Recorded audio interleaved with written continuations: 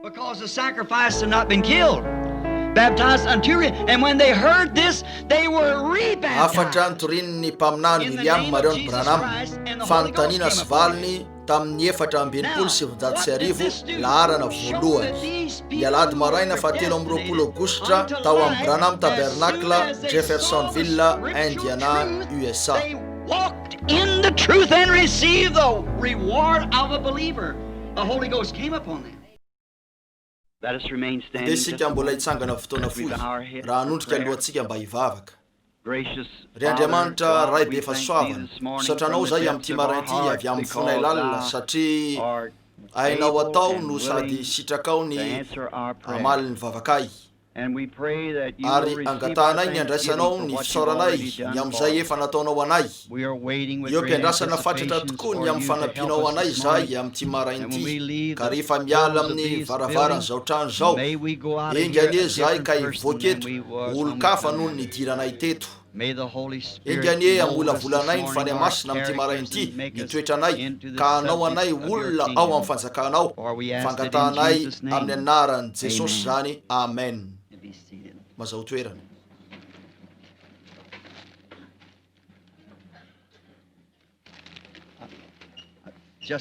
Mialatsiny aho raha somary tara kely fa nisy zavatra kely vitsivitsy ny ilaiko natao fa nisy marary maso sy resaka nataoko taloha kely ny nakanisako tato teto amin'ity trano ity. Koa dia falsika fa eto zao marainy zao eo koa ny fahitananareo vahoaka mahafinaritra rehetra eto ary tiako ny isaotra ny an'ireo olona nandefa an'ireto zavatsoly eto taminay fanomezana ho an'ny vatiko sy ny ary lay rahalah nandefa ho any baso fitifirany dera ny tompany eta azy laza izy fefa antitra ka tsy te hampiasa n'intsony ary tiany raha ho azy zany koa isaorako tokoa ny amin'izany ny amin'io.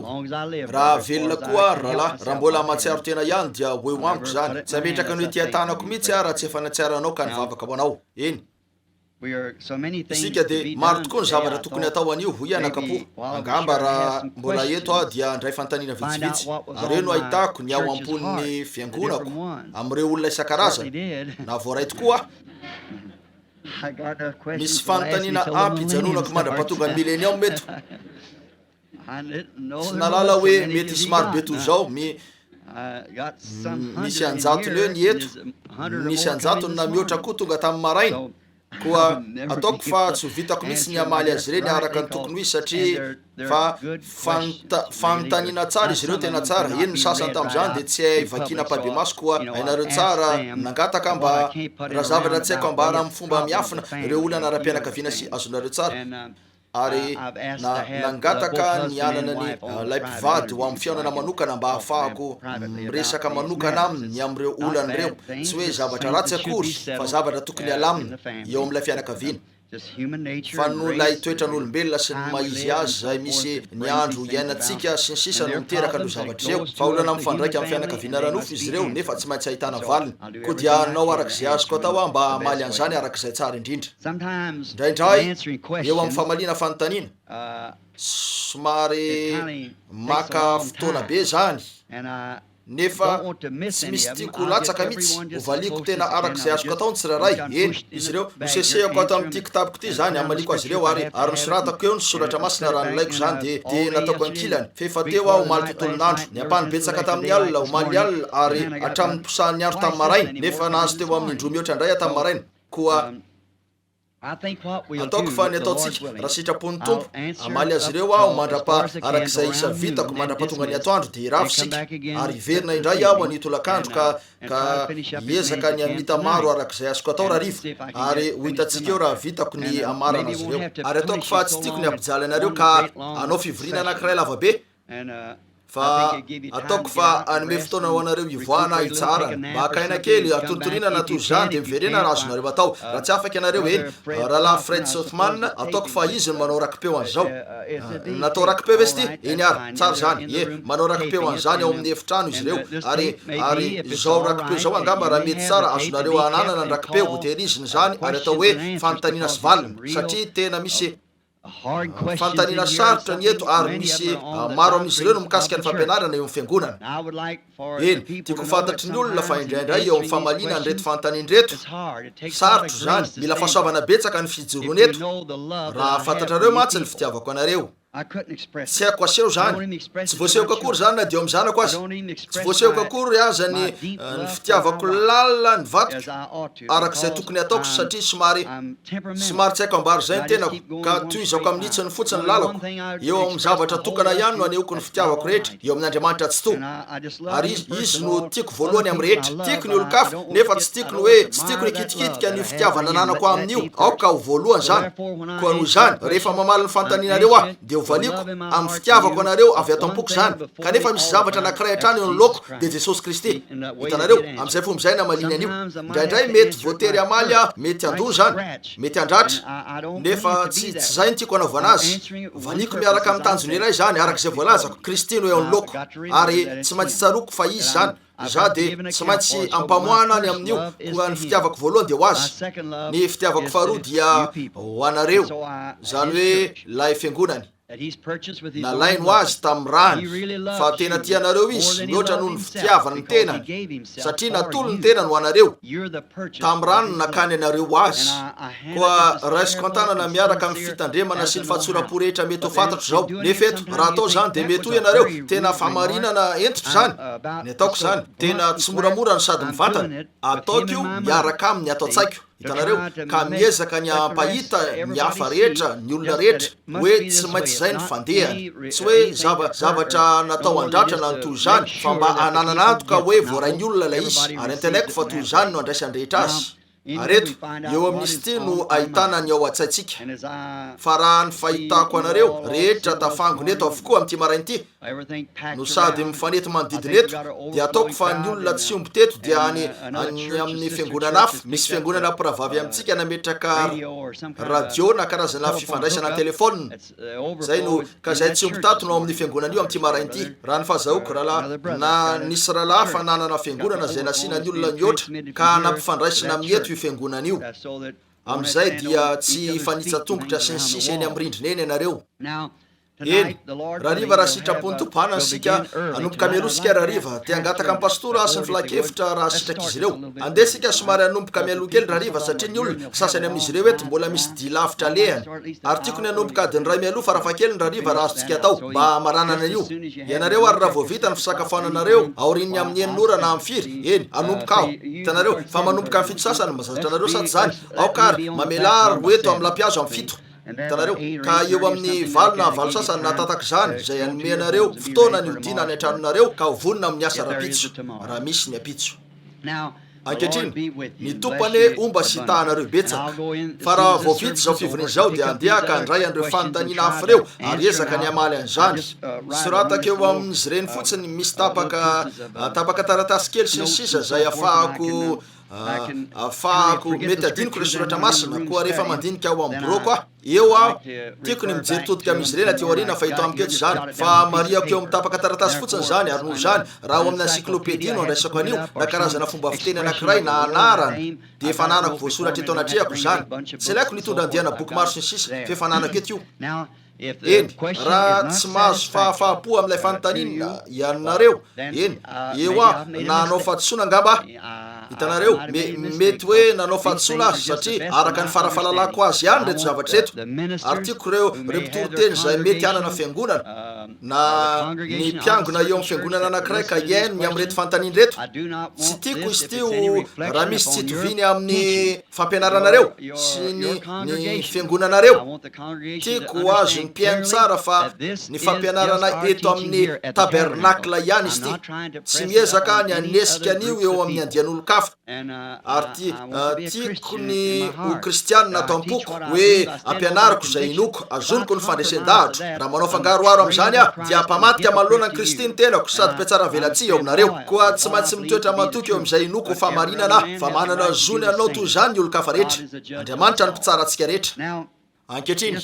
mialoha kely ny anomboantsika mieritreritra nilazany amin'ilay nisy mpaitantara mahafinaritra Paul Boy. Maro aminareo ny malala azy paketo amin'ny tabernakle izy vao niverina avy tany Jerosalema izy ary nanatrika ny fampirantiana maneran-tany. Izy dia matianina eo amin'ny ny fampianarana faminaniana fa mpaitantara izy isan'ny mahay indrindra rahalahy menonita izy io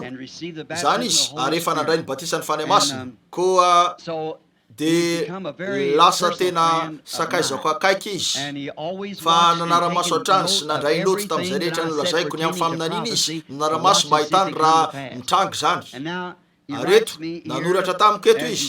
fa eto Etazonia indray izy ankehitriny ataoko fa etsy amin'ny solaitra filazam-baovao zany anio maraina fa nanoratra latsoratra izy zay nataony tao amin'ny gazety ray natoy zany ny am'ireo faminaniana mampitolagaga ary nambarany tao amin'ilay zavatra fahadimy ataoko fa zay de le hitako teo amin'ny 3 taona lasa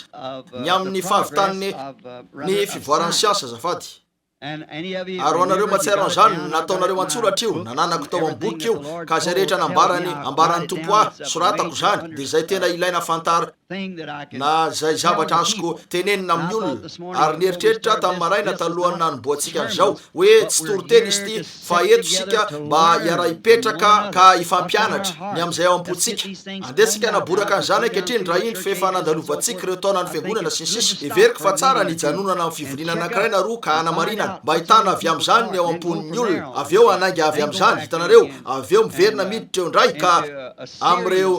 fivoriana mifanesy. Raha sitrapony tompo tiako nisiny zany eto amin'ny tabernakla tsy oely ka anaovana fivoriana lava mifanesy fotsiny azonareo tiako ambary ny amin'ny loahevitra maro isan-karazany ohatra ary toy izy natoy zany fotsiny mandra-piavy ny aka na ny akanesako any aminy zay misy hitanareo. Nanoratra Paul Boyd eto ny am'ireo zavatra fito hitako tamin'ny 3 sy 7 ireo hoe hitranga ary manara-maso azy ireo tsara izy ara-teknika arak'izay azo natao satria mpahitantara izy ary manara-maso an'io izy arak'izay voalaza mihitsy ary hitany am'ireo zavatra efa nambara ataona maro lasy ireo ny momban'ny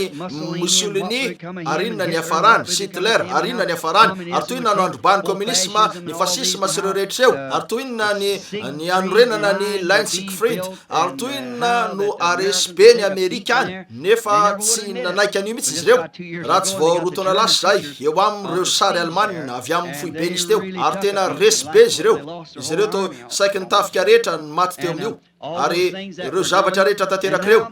ary teo voalaza ihany koa hoe fahitrangy zao hoe mialohan'ny avin'ny andro farany aka ny endriky ny atody ny fiarakodia lasa miamitovy amin'ny atody fa nahita fianakaviana Amerikanina nandeha teny amin'ny arabe malalaka tao amin'ny fiarakodia zay nipetraka ny fanatrika izy ireo ary nisy latabatra ka nisy tonony hoe filalaovana dame manakaratra ary tsy nisy familiana ilay fiarakodia nisy ery hafa ny baiko an'io fa tsy tamin'ny familiana firy ny mahatsiaro fa naminany an'io hitanareo ka nanatrika teto ankehitriny teo amin'ilay fampirantiana maneran-tany de efa nanan'izy ireo ilay fiarakodia efa azo vidiana indro ny amidy zany ankehitriny nisy orinasa lehibe ny vidy maro tamin'izany ary io fiarakodia io indro zany Paul Boyd raha natsiaro an'io faminaniana io mijery tao amin'ny bokiny amin'izay voalazako izy de nalainy sary ny tany ary ty le izy tena mitovy endrika amin'ny atody mihitsy misy seza roa amin'ny ilany toy zao ary seza roa amin'ny ilany toy zao ary misy latabatra atao eo anivony mba ilalaovana karatra sy ny sisa eo mitovy mihitsy ny tenin'ny tompo dia lavorary tanteraka tany amin'ny 3 sy 7 io efa ho andeha jerena ho firy zany 3 taona lasa saty zany efa 4 zao raiky amin'ny 3 taona lasa raiky amin'ny 3 taona lasa zay no nitenena ny tompo tamiko an'io de indro zany ary lay orinasa teo dia efa nandefa komanda tam'izany ary ny fa ireo orinasa mpanao fiara vaventy sy ny sisa de efa manao fiara vaventy mitovy amin'io azony bakona avy any amin'ny foibe to zany io tsy ilaina mpamily akory ao aminy ary indro eto fa efa vita io ary indro zany fa misy an'ireo fiarakodia ireo eny etsy amin'ny solaitra filazam-baovao etsy ariny zany ary azonareo vakina ny faminaniana fa hitanareo fotsiny mahalavorary ny andriamantsika ny amin'ny teniny hoy izy ny lanitra sy ny tany andalo fa ny teniko tsy ho diso mihitsy jereo fotsiny 13 taona lasa fatareo hoe tamin'ny 2 na tamin'ny taona firy io ny modeliny fiaranisy teo anana endrika ataolo be zany nefa voalazany hoe itovy endrika amin'ny atody sotro zao io ho lasa toniny atody mazava ho azy ataoko fa tsy misy olona etoka velona am'izao andro zao na hoe eto anivontsika ka nandriany lazy zany de renareo no lazako an'io tamin'ireo taona rehetra eo saingy indro misy vehivavy mipetraka etsy eny madame Wilson tsy nahitanao ateo tsaronao tsara rehefa nisy zany tamin'ny fotoana nasitrana azy io efa ho fatiny rapika izy teo raha vehivavy tonga nampiatso any vadiny sy ny zanany vavy mba handeha hivavaka ho azy fefa namoaka rano tenany ka tetsy anjorotrano de feno andreo saronondana sy ny sisa feno raha avy aminy ary ny dokotera tsy misy fomba mihitsy avelona azy ary na de niezaka ny laza zavatra tamiko izy talohan'izy efa ho faty fa nipitika teo am'ireo lafika sy ireo labam-pandriana ny raha mbola teo izy rehefa mba nykoaka de nesoroko teo amin'ny fandrina io izy ary netiko teo am'ireny rano mangatsika atao amin'ny rano mangatsika be ka nataoko batisa tamin'ny anaran'i Jesosy Kristy ary efa 13 taona lasa zany nefa ino izy fa mipetraka eto an'io mbola velona trany nefa maro tamin'ireo ankizy matanjaka betsaka tamin'ireo no efa maty zay ary le izy fa soavana mahagaga mamy tokoa re ilay feo izay namonjy mahatra taka zany de maneho fotsiny ny fisiny io amin'ny fomba tanteraka rehefa zao ny lazain'ny tompo zany misy vehivavy milaza zavatra amin'ny rahalahy Branham meto eny zany zany mihitsy ranabavy mariny zany ny vehivavy milaza fa ny vehivavy de ho ratsy fitondran-tena tokoa amin'ny farany eny hainareo ny fiakanjon'izy ireo 13 taona lasa voalazako fa ho lasa ratsy fitondran-tena tokoa izy ireo ka tonga azy akeny amin'ny arabe manao hatraminy hoe tony miatona akanjo fotsiny ho eny aminy ary hoy ho avy ny andro ho tena lasa ratsy tokoa izy ireo ka hitafy zavatra tony ravina viavy hitako zany ary efa eo amin'izy ireo io efa tafian'izy ireo fa ho lasa ambany tokoa sy ho simba ny toetsain'ny vehivavy tsy afaka hidina ambany noho zao sika tsy afaka ho ratsy noho zao ianareo efa eo amin'ny fiafarany izy io hitanareo tsy tanjaka tanteraka mihitsy akory izy ireo tsia fa efa nitory tamin'olona vehivavy maro amanalina zay tsy nisy akanjo teny aminy na de kely azy hitanareo tovolahy sy tovovavy sy ny sisa tsy fantany hoe nitanjaka izy hitanareo tsy hainy zany fa raha ny fomba fanaon'ny vehivavy ankehitriny nyresaka tamin'ireo sakazako vitsy ndray ariva iny raha mbola tany amin'ny tendrombohitra tany zahay ary misy tovovavy vao nivavaka ho an'ny zanany kely azo ny andro be de salamy le zaza ary misy fianakaviana kely mampalahelo tetsy ambony loasa fa nisy toerana kely fambolena paraky nanodidina ny trano zay nisy efitra roa teo ary 7 navalo ny zanany vehivavy miasa io la nisy famaky fampiasa ny teny nanapahany aso sy ny sisa ary nanao zaridaina izy sady nanao karazana fonosakanina de nijery an'io vehivavy mampalahelo io eritaona narony nanaovany an'ilay akanjo teny aminy ka feno rovidrovitra sy ny hafa koa ka nijery vitsivitsy tamin'ny akanjony meda mba hoetoka any aminy amin'ny herinandro ary natsiaritra zay raha mbola teo nisy rahalahy vitsy niaraka tamiko fa nampinono ny zanany raha vehivavy fa navoakany fotsiny nonony avy tao amin'ny akanjony ary nanomboka nampinono ny zanany izy ary somary nagaga kely zany nefa zay ny fomba nampinonony reny koa tena marina zany manajaka kokoa ny vehivavy toy zany noho re vehivavy sasany mametraka tapadamba eo mba ampiderany ny vatany tsy tahaka ny olombelona koa ro fahitana azy misy tanjo nanaovany an'izany atao manitony io fa alitono misy vehivavy mitafy isan-karazany nefa miezaka ny anana endrika tsy arak'izay maizy azy eny ny vehivavy tsy toy io raha ny marina fa karazan-javatra avy amin'ny Hollywood zany de mahazo an'ireny vehivavy reny ny fanahany demonia ka mahatonga azy ireo miezaka ny sitona ny fijery lehilahy amin'ny alalan'ny sexe nomena ny nono vehivavy mba hampinonono ny zanany tena marina zany mety atao hoe tsy mivoatra vehivavy teo io nefa mety tsara ny ataony manaja kokoa an'izany ny vehivavy toy zany satria zay ny fomba nitazainy reny azy zay ny fomba izy ireo tsy miraraha zany mihitsy lay zazakely nono eo tahaka ny saran'ilay zatovavy efa hitanareo ka raha anana fisainana toy zany fotsiny ny olona de ho afa ny fandeha saingy rehefa mankeny ivelany eny ianareo ka mety manao reny karazana lamba kely sy ny sisa reny ka mampidera ny vatanareo eny amin'ireo tapadaba sy ny sisa ka manana endrika falitona ka mahatonga ny lehilahy mba hatsapanareo hoe fahafanany demoniany eo aminareo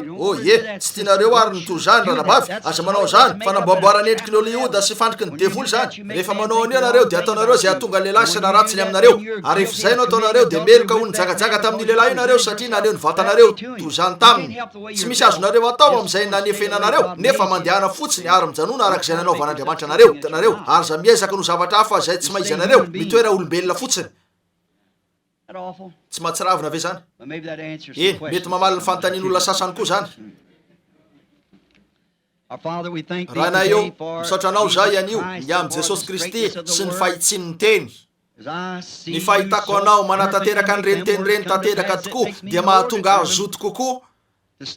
mijanona eo amin'ny fahamarinana sy eo amin'ny teny ny fahamarinana rehetra. Koa mangataka raha eo hitahinao anay zao maraina izao an'ity vahoaka malala ity amin'ny fahalalana fa handeha amin'ny toerana maro zao rakim-peo zao izay andrenesan'izy ireo any fanamarina vao nataoko teo io. Za tsy nikasa ilaza zany aho, fantatrao ny foko tonga tato asaiko fotsiny zany ary enoko fa tianao ny ilazako zany, efa voalazako zany dia zay ny amin'io. Ary zay mihitsy ny fandresen-dahatra ka inoko fa nilainao no lazaiko. Aoka ny vehivavy rehetra zay andre an'izany manerana ny faritra sy eran'ny firenena maneran-tany. Inganiaka omenatra ny tenany izy sy ahita ny zavatra nitranga. Ka ampiakanjo ny tena nitondra matoa amin'izay ka tsy meloka ny amin'ny fijangajangana fa ho zavatra mahafinaritra mateo ty arak'izay nomenao ho ampahany ndra lehilahy ho arak'izay endrika zay mba voasitina eo amin'ny fisainany ka ho tonga iray ihany izy roa satria avy amin'ny lany ny voahany. Mangataka Andriamanitra mba ho tsapany vehivavy anefa ny fahatsarany sy ny maizy azy dia natokana ho an'ny vadiny reny ihany. Ekeo zany raha eo mangataka mba anampianao anay ankehitriny raha miezaka zay ny anazava nreto fanontaniany reto. Tsy mahavita tena amin'reto zavatra reto zay fa velao ny fananao lehibe ho tonga tompo dia ilay mahavita azy eo aminay. Ary aoko zany no amaly ny fanontaniana ho an'ny fo maro. Satranao zay ny amin'izay nomenao anay ireo taonany fiangonana sy ireo tompo-kase sy ireo toy na nanatanteranao taminay andreo zavatra lehibe mafonja zay navetsa-danja ho anay tompo satria tanay atombotra ny andro farany. Ankehitriny no everiko fa mety kokoa na mety kokoa ho an'ny fanjakanao ny anamarinako ny toerana misy ny olona. Matetika rehefa misy ny famantarana fanahy ka hita ireo zavatra maro isan-karazany nefa tsy vita ny tena ny fantoka eo amin'ny anankiray. Koa nieritreretiko fotsiny ny amela azy ireo hanoratra ny fisainany fony. Aveo azoko aseho ny fisainany avy amin'ilay tapaka taratasy kely nanoratany azy ary eo no hanomezanao anay ny valo marina samy miandro zay tompo. Tongavy eto aminay tompo ary mandendehana eny amin'ny lalatsara ka miasa eo amin'ny tsiraray araka sitraponao. Angatanay amin'ny anaran'i Jesosy zany. Amen. Ry Terry moa ve mbola tonga hatrany ihany ve voakasiko moa ve nanapaka zavatra nanto zany izy ity? Tsy nanapaka voakasiko tamin'ny tanako zany tsy nalala. Ankehitriny averiko indray ary raha eto ampanomboana ho an'ny reto mpitoriteny olona any amin'ny toerana samihafa manerana firenena na zay andre rakim-peo ka raha vita tsara ny rakim-peo fa izy ity dia fanontaniana tao ampon'ireo olona mpiangona eto amin'ity tabernakle ity fa ny eto dia tsy misy anaram-piangonana fiombonana eo amin'ny tsiraray fotsiny. Ary antanaiko fa ho anazava ny saitsika zany ka ho fantatsika ny atao ary ho fantatsika ny velomana mendrika kokoa aoriny ny valim-panontaniana. Fantatro tsara namaky azy ireo fotsiny aho dia efa fitahinao aho. Eny mivangongo fotsiny nametrahako azy ireo eto ary anaramaso tsara mba ho amin'ny 12 latsaka 10 minitra no iravatsika. Aveo miverena raha riva amin'ny enina sy sasany. Ny fanontaniana voalohany anarako ataoko fa fanontaniana 5 mifanesy zany natao printy eo amin'ny taratasy mavo. Inona ny dikan'izao? Mateo 4:27 lozany bevoka sy ny mampinono amin'ireo andreo. Mahagaga zany tsy nalala hoe resaka io mikasika ny vehivavy io nefa dia indro zany ankehitriny fa fanontaniana voalohany. Eny Mateo 4:27 Jesosy nametrahana fanontaniana 3 teo amin'ireo fanontaniana ireo dia zao: rovina ny andro sy amelana isy ny vato fanongo dia inona no famantarana ny fiaviany ny fataperany zao tontolo zao. Ary misy fanontaniana 3 napetraka taminy ary namaly an'izany tamin'ny fomba 3 samihafa izy. Namaly ny fanontaniana tsiraray rovina ny tsisy vato ifanongo eo. Ary inona no famantarana ny amin'ny fiavianao? Ary inona no famantarana ny amin'ny fataperany zao tontolo zao? Ary namaly an'io tamin'ny fomba 3 samihafa izy ambarany azy ireo ny fotoana zay tsy siny vato ifanongo ny ho famantarana ny amin'ny fiaviny aveo ny fataperany zao tontolo zao. Ary matetika raha tsy mijery tsara ianareo eto ny amin'ny fomba amaliny azy hitanareo dia afangaronareo zany ka ampiarinareo amin'ny fotoana iray rehetra io de savoritaka ianareo tsy hoe manamaivana an'ireo rahalahntsika adventiste zay mandray an'io arabako teny any amin'ny hoavy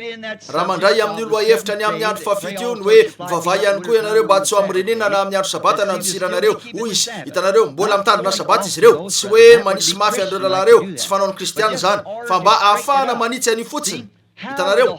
ahoana nanangonana ny tontolo kristiana rehetra ao anaty rindrina nefa ireo rindrin'ireo de tsy misokatra sy mitony nisy tam'izany hitanareo anova inony zany fa mety rinona na fahavaratra ny teo ho an'ny olona ny aina tany amin'ny faritra tropikaly hitanareo ho an'ny Israely reriany io de teo amin'ilay fotoana hoe tsy isy vato ifanongo lozan'ny bevoka sy ny mampinono am'ireo andreo satria ny reny zay bevoka hitanareo ho sarotra amin'ny azakazaka ary ho an'ireo zay mampinono zanany nitondra azy ireo satria nilain'izy ireo nivoaka ny tanànany Jerosalema ka ho ao hoe ny atendroboditry jodi ary eto afaka ijanona eto maraina tontolo ny amin'ity zavatra ity anazavanyzany fotsiny nefa ezaka niaka an'izay tepoka teny ilainy arak'izay azoko atao mandrapazony olona azy avy eo hiditra amin'ny fanontaniana manaraka eto Jesosy ny teny tam'izy ireo fa raha mahita ny Jerosalema voadidiny miaramily ianareo de aoko zay any an-tsaha tsy verina ao an-tanàna aka ny lambany ka aka zavatra ao an-tranony aza miverina ao an-tanàna mihitsy fa mansira any Jodi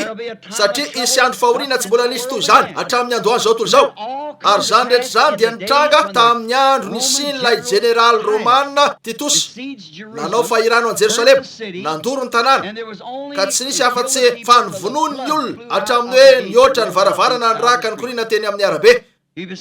nataony fahirano zany tsy haiko loatra hoe firy-taona io fa nalainy fotsiny ny tafiny ary niakatra na nididina ny tanàna izy fa na de ny olona aza ny vehivavy nampangotraka ny zanany ka nihinana azy ny hinana odika azo bozaka teny amin'ny tany zany de vokatry ny fandavana ny teny zay niteraka an'io ary teo reo zay nandray ny teny o Josephus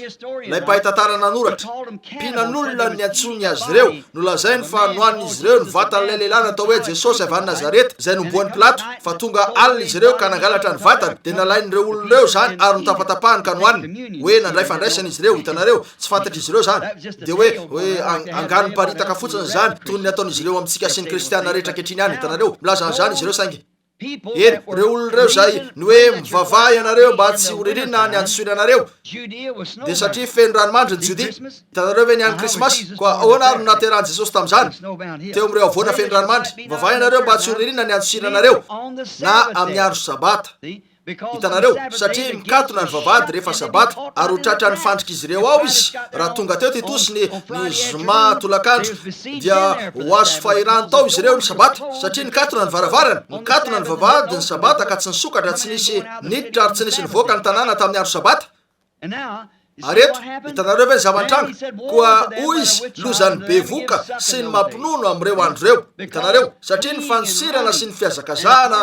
nefa raha ny tantara tsy nisy mihitsy tam'ireo zay nino an Jesosy sy nino ny teny ka tsy efa niandry ny hitrangany zany koa nandositra izy ireo ary niala tao Jerosalema ka nakao Jodi ary nandositra namonjy ny ainy ary tsy nisy tam'ireo satria nandray fampitandremana tam'ilay mpiandry-ondriny izy ireo ka niambina ny fiaviany ory io rehefa reny fa ho avy Titus de lasa izy ireo nandositra namonjy ny ainy ka nivoaka ny tanàna ankehitriny ny fanontaniana manaraka Matthieu 4:4 fa isy mpaminany sandoka ary Kristy sandoka sy mpaminany sandoka hitsanga ka neo famantarana lehibe sy fagagana ahoana no ahalalana azy ireo isy hitsangana eo ary de tonga eo am'taona hafa indray nareo hitanareo isy Kristy sandoka sy mpaminany sandoka ny Kristy sandoka de voaositra sandoka satria Kristy ilay voaositra firy malala fa Kristy de midika hoe lay anankiray voaositra isy an'ireo voaositra sandoka ary iantsony tena no mpaminany izy ireo nefa ahoana no alalana azy amin'ny alalan'ny teny zay ny alalanareo azy amin'ny alalan'ny teny no alalanareo azy raha marina izy ireo ahoana no alalana azy ho amin'ny alalan'ny teny raha toy izy ireo raha milaza izy fa manana ny tena nefa mandany tena avy eo dia tsy misy na inona na inonao na inona na inona taony mety manasitrana ny marary izy ireo mety manokatra ny masony jamba nefa mandany tena mijanona lavitra an'izany aza raha ina zay misy eo mijanona amin'ity teny ity nahoana nahoana hitanareo satria efa imbetsaka no nahita mpamosavy sy karaza-zavatra maro nanao ny ataony tao ambadiky ny hoe fanasitranana indro mipetraka eto rahala Sidney Jackson na ranabavy Jackson na New Maraina avy any Afrika Atsimo afaka mijoro eto izy ary resaka an'io ka hitantara marina aminareo ny zavatra sasatsasany misy any mikasika an'io zany tokoa makeo am'ireo sampy ny olona sitrana hitanareo satria nahoana tahaka ny mpampianatra egreza ny teny mafia tamin'io andro io tamilazako fa tsy mahavita manasitrana ny devoly ary ozy lehilahy ray mijoro eo anatrea ny olona maro tahaka anao zao izay tsy malala teolojia firy hoy izy no milaza fa tsy mahavita manasitrana ny devoly hoy izy misy vehivavy eo aminay mipetraka akaikinay asiny lamba kely manodidina azy ary mandedeheny izy fa tonga eo amin'ny olona izay natao andatsaka vola ao amin'io lamba kely io de hosafony izy ireo ary manala kely amin'ny volodohany izy io ary misy raha alainy avy amin'ny lalandrany izy ireo ka apetrany eo amin'ny singam-bolo ray dia tsipony anao riny ka raha voatery mitotika izy ireo dia miverina amin'ilay olona ny aretina de hoy izy telopolo isan-jatony izy ireo sitrana nefa milaza ianao fa tsy afaka manasitrana ny devoly hoy anakapo ola nanoratra tany aminy aho ary oya ramse malala oya zavatra hafahafa amiko ny hoe mpitatana ny kolejy loterana no anorona ny teolojia eo amin'ny fahatsapahana nisy raha tokony hoe amin'ny tenin'Andriamanitra hitanareo milaza ny tenin'Andriamanitra fa satana tsy afaka moka ny satana izay de efa ampy nilaza an'io Jesosy raha satana oya mety manontany ianao no mahasitrana andreo olo reo amin'ny alalan'io mpamosavy io dia satria mieritreritra reo olo reo hoe manatona an'Andriamanitra amin'ny alalan'io mpamosavy io izy nefa mifototra eo amin'ny finoana ny fanasitranana fa tsy eo amin'izay famarinana nananao na toy inona afatsaranao na toy inona hitandremanao ireo didy na inona misy eo mifototra eo amin'ny finoana rery any zany ny zavatra rehetra ainy mino atao hitanareo tsy mifototra eo amin'ny fahatsaranao efa nahita mpivary tena tonga teo amin'ny lampiazo aho ka sitrana teny eo nefa nisy vavy masina na nivatsivana keo amin'ny lampiazo fa diso an'izany zany tokoa mifototra eo amin'ny finoana io raha mino ianao fa tsy hoe ny fahamarinana jereo ny any Frantsa fa makeo amin'ny fahasan'io vehivavy io zereo miditra ao amin'ny seza misy kodiarany olona ary mivoaka avy eo mandeha noho ny finonom-poana fotsiny tsotro zao zay fotsiny spiritisme zany ny mivavaka amin'ny olona efa maty hitanareo nefa de sitrana izy ireo satria mieritreritra izy fa manatona an'Andriamanitra eny tsy hoe manamavy ny olona katolika rafitra katolika anao maivoko toy ny ataoko eo amin'ny rafitra protestanta hitanareo sy reo rehetra eo ankehitriny ry mpitory-teny fantatro fa amely mafy zao nefa mamaly fanontaniana ny tenako ary tiako azonareo zao hitanareo za de milaza ny fahamarinana aminareo avy ato am-poko fotsiny eo an'lo Kristy raha ny farafahalalako azy hitanareo rafitra izy rehetra eo ary reo rafitra rehetra eo no namatotra ny olona toy ny mandeha ny olona mikambana metodista batista presbyteriana pentekotista katolika ary mieritreritra izy ireo fa manatona an'Andriamanitra nefa manao ny ataony eo amin'ilay rafitra izy manajanjany Andriamanitra indray ka manala ny aretina izy ireo hiala aminy amin'ny alalan'ireo sampy fa any amin'ireo tentao any Afrika mihitsy sitrany izy ireo nefa de eo amin'ny sampy sy sisa hitanareo mieritreritra nefa izy fa manatona an'Andriamanitra everinareo hoe ny masera katolika fa mandeha miditra ho masera katolika noho izy teo vehivavy ratsy miditra amin'io masera io izy satria teo vehivavy mendrika tsy mikambana amin'ny fiangonana katolika ny lehilahy ray mba ho lehilahy ratsy makeo izy ka mikambana amin'izany mba ho lehilahy mendrika ianareo tsy hoy ianareo fa ino zany na de reto na de ny indianina koa azy any Inde na any Hindu mikambana amin'ny hindoisme ka olon-dratsy raha nakao amin'ny tempolony Jains aho teo aho no nanontanian'io pretra io toy ny papa mipetraka eo ambony ondana lehibe mitongony forotra eo ambany ny azony ratsatongony nanana fomba fahitana ny avaka zay nahafahany nanoratra zavatra mitovitovy tao amin'ny soratra masina ao amin'ny salamy fahatelo amby roapolo tamin'ny maso fotsiny teo amin'ny takelaka vy mahery zay tsy lehibe noho ny tsy mihoatra ny apahefatry ny akibe akory eny tsy azony olona eritreretina mihitsy ny hoe anoratra an'io fa nataony sikotra teo amin'io zany tamin'ny masony fotsiny ary lehilahy nanodidina ny 7 tena teo izy na mihoatra hitanareo eny tokoa mijanona manodidina eto fotsiny anareo ka tsy misy renareo fa tsy metodista batista presbyteriana tokony voakakany amin'ireo saha missionnaire indray mandeha nareo misy zavatra nokatra amin'ny masonareo hitanareo eny ataonareo ve reto anabavy rehetra mipetraka eto reto tsy ataony akory ny tsy andro sakafo izy tsy hinana fa voatery ny angataka zay rehetra voarainy izy ireo manamboatra kifafakely sy ny sisa amin'ny tanany mba amafany ny arabe satria nono ny fivirenany maty ao amin'ny vatanafa ka mety anitsaka ny razambeny izy tsy anitsaka vitsika izy namony lalitra tsy hodioviny akory ny antsy raha mandidy ratsan-tanana avelany ho faty eo ny olona fa ndreo amonitsimika izy ireo ka mety ho isan'ny razambeny miverina eo aminy io hitanareo ny hoe mivoatra trano ny tena mivoatra ka amin'ny farany lasa olombelona ianareo olombelona tsara kokoa dia mitoy ihany zany mara-patokanareo Andriamanitra mitoy ihany mitoy miverimberina hoe mivoatra trano eny tsy manao an'izany izy ireo mba olon-dratsy ataony amin'ny fahatsoram-po zany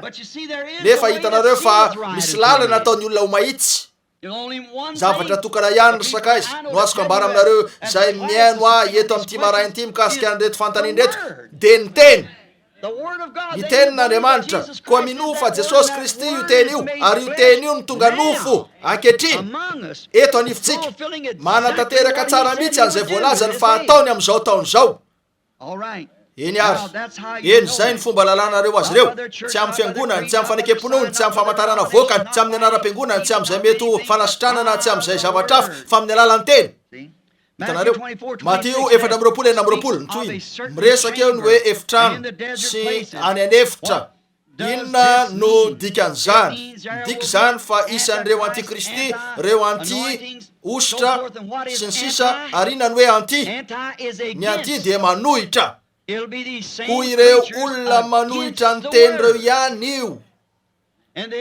fa ho any anefitra izy ireo ao amin'ny efitrano ka dia ozy aza manaraka an'izany mijanona lavitra an'io ankehitriny ny fanontaniana faefatra Matio 4:20 toy izany le olona ihany zany tsy nanoratra anarany izy ireo eny nataony zany azafady tsy hotononiko reto anarany reto satria tsy ilainy zany hitanareo Matio 4:20 fa izay toeran'ny faty dia any no niangonany voromahery iza lay faty ary iza reo voromahery eny fanontaniana tsara zany tsy misy tsy mety eo inona ny faty dia izay hoan'ireo voromahery eny ny voromahery dia noarina tao amin'ny baiboly tamin'ny mpaminany ny mpaminany dia voromahery Andriamanitra dia miantso ny tena no voromahery koa isika ary no voromahery kely dia ny mpino hitanareo ary inona ny faty izay hoanin'izy ireo ny teny zany eo amin'izay misy ny teny ny tena toetran'ilay vorona dia iseho ihany hitanareo ny voromahery izay mihinana hena avao tsy maintsy azo nylay henany vao tsy hoe mpihinana fatoloha izy fa voromahery io tsy vitanareo ny anymy azo ny fihinana anaram-piangonana tsy maintsy mahazo ny sakafony voromahery izy dia ny hena vao indrindra tsy zay nataony Mosesy tsy zay nataony olo-kafa tsy zay teo amin'ny sanke fine Knox Calvin fa zay misy ankehitriny lay hena vao vono an'izao androzao ary zany dia ilay ampahany Kristy maty mba hahatonga ny teny io vao marina zay no hoanin'izy ireo azonareo ve tanareo tsy zay nataony Noa na nataony Mosesy ohatra izy ireny hitatsika ary vakitsika nataon'izy ireo fa lay nampanentenany hoe atao ankehitriny izy lay teny tamin'izany zay ny faty tamin'izany andro zany tamin'ny androny Wesley dia nisy faty ho an'io andro io tamin'ny androny Luther dia nisy faty ho an'io andro io nefa tsy miverina ho amin'izany izy ireo efa aloha izy reny fa zay sisa dia tsy maintsy nidorana na dia niteo amin'ny fandraisana azy aza vela ho an'ny taranaka manaraka zany laza ny baiboly fa rehefa mandray ny fandraisana anareo zay sisa amin'izany aza vela ho tramaraina doro zany koa hijery totika amin'izany ve tsy tompoko manana sakafo vao sika amin'izao andro zao dia ny teny nampanantenana ho an'izao olo zao zay tonga voaseho amin'izao olo zao eo misy an'ireo voromahery eo amin'izay misy ny faty afaka hijanona maharitreto sika nefa azoko antoka fa azonareo tiako ambara eny ary fanontaniana fahadimy hiaraka hiangona eo amin'ny toerany iray ve ny ampakarina amin'ny fampakarana ary any andrefana ve no isin'izany tsy ilainareo no any hiaraka hiangona eo amin'ny toerany iray ny ampakarina marina zany nefa tsy alohan'ny fitsanganana hitanareo fa isika zay velona ka mbola mitoetra mandra-piavin'ny tompo Efesianina Tesaloniana 4:5 ataoko fa zay io isika zay velona ka mbola mitoetra mandra-piavin'ny tompo dia tsy mba hialoha na anakana zay efa nodimandry maneran-tany fa ho tsofina trompetran'Andriamanitra dia hitsangana zay maty ao amin'ny Kristy ary sika akarina hiaraka aminy hitsenan'ny tompo any amin'ny abakabaka noho izany hiangona ny ampakarina rehefa andeha hitsenan'ny tompo hitanareo iangony zany nefa tsy voatery midika akory zany hoe sika hoe ilain'izy ireo no eo amin'ny toerany iray toy zao satria ny ampakarina no domando dia ao amin'ny vovoky ny tany manerana zao toy zao avy any amin'ny tendrony arktika hatramin'ireo tropika ary avy any atsinanana hatrany andrefana avy any avaratra hatrany atsimo ho jesosy rehefa iseho ny zanak'olona eny ozy dia ho tahaka ny hazavana mamiratra avy any atsinanana ka hita hatrany andrefana tafiditra ao ny rehetra fa isy ny fitsanganana fampakarana ary zay no andehanan'izy io fa mialohan'ny hiakara ny tsena azy mihitsy jereo ny fahendren'ny tompo ankehitriny andeha atao hoe ohatra raha eo presana zao milaza zao aho no ny fahalalako ny amin'ny fahasoavana sy ny finoko ny teny fa lazaiko hoe isika mampiditra ny tenako isanareo rehetra ary za sady miaraka amin'ny tenany Kristy rehetra maneran-tany za de inoko zany ary milaza hoe isika ny tiako ambara no ny fahasoavana no inoko an'izany amin'ny finoana ny inoko an'izany no ny fahasoavana hoe ho isan'ireo olon'ireo sika de za iakarina eny zava-misy voalohany rehefa hoe natsangana sika reo zay velona ka mbola mitoetra isy aloha ny fitsanganana ny fitsanganan'ireo zay nodomandry isy fotoana fifoazana eo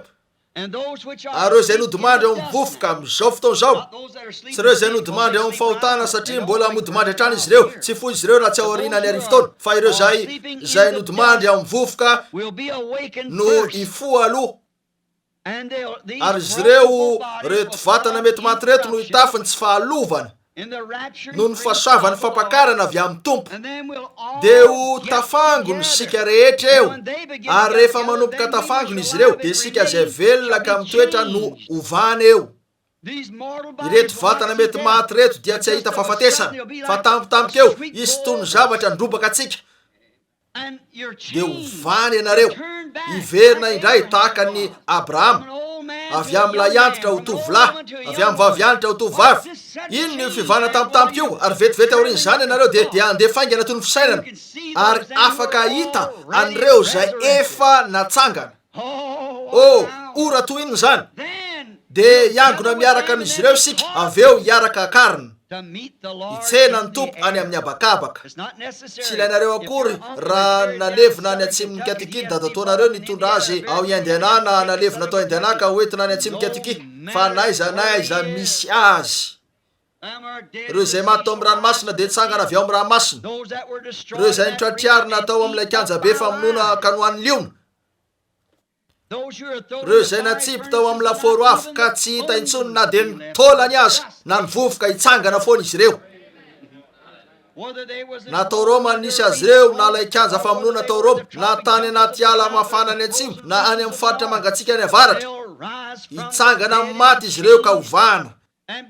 sy akarina ary zay velona de ovana vetivety toy ny ray mpimaso ary hiaraka akarina jereo ny am'ireo missionnaire maty any am'ireo sanasa any Afrika jereo ny am'ireo maty any amin'ny faritra mangatsika any avaratra jereo ny am'ireo maty teo mikanja famonoana manerana zao toy zao ny any Congo sy reo rehetra manerana zao toy zao maty teny rehetra teny tany Chine Japon manerana zao toy zao nefa de maneran-tany ny fiavian'ny tompo ho toy zany fampakarana io jereo lay fiovana isy roa miray fandrina ny anankiray ho raisiko ary anankiray velako amin'io fotoana io ihany isy roa ny antsaha ny anankiray ho raisiko ary anankiray velako ny anankiray eo amin'ny aizina amin'ny ilany tany ary anankiray eo mazava amin'ny ilany tany hitanareo fampakarana maneran-tany io eny iangona ny fiangonana rehetra saingy aorin'ny fisininy ny fitsanganana sy ny fampakarana zany ankehitriny raha tsy zay ny fomba fahitanareo azy eny tsy mampaniny zany tsy hoe faliteny fotsiny raha milaza zany eo mpanaovana rakim-peo an'izao sika hitanareo ary mety misy mpitory-teny hafa tsy miombokevitra amin'izany tsy manino zany rahala Branham malala mikasika ny batisa ny fanontaniako ovina no voavonjy ny olona iray efa nandrea hoe rehefa nino ny olona iray milaza ny sasany fa rehefa mandray ny fany masina ny tena de voavonjy na dia mbola tsy vita batisan'ny rano azy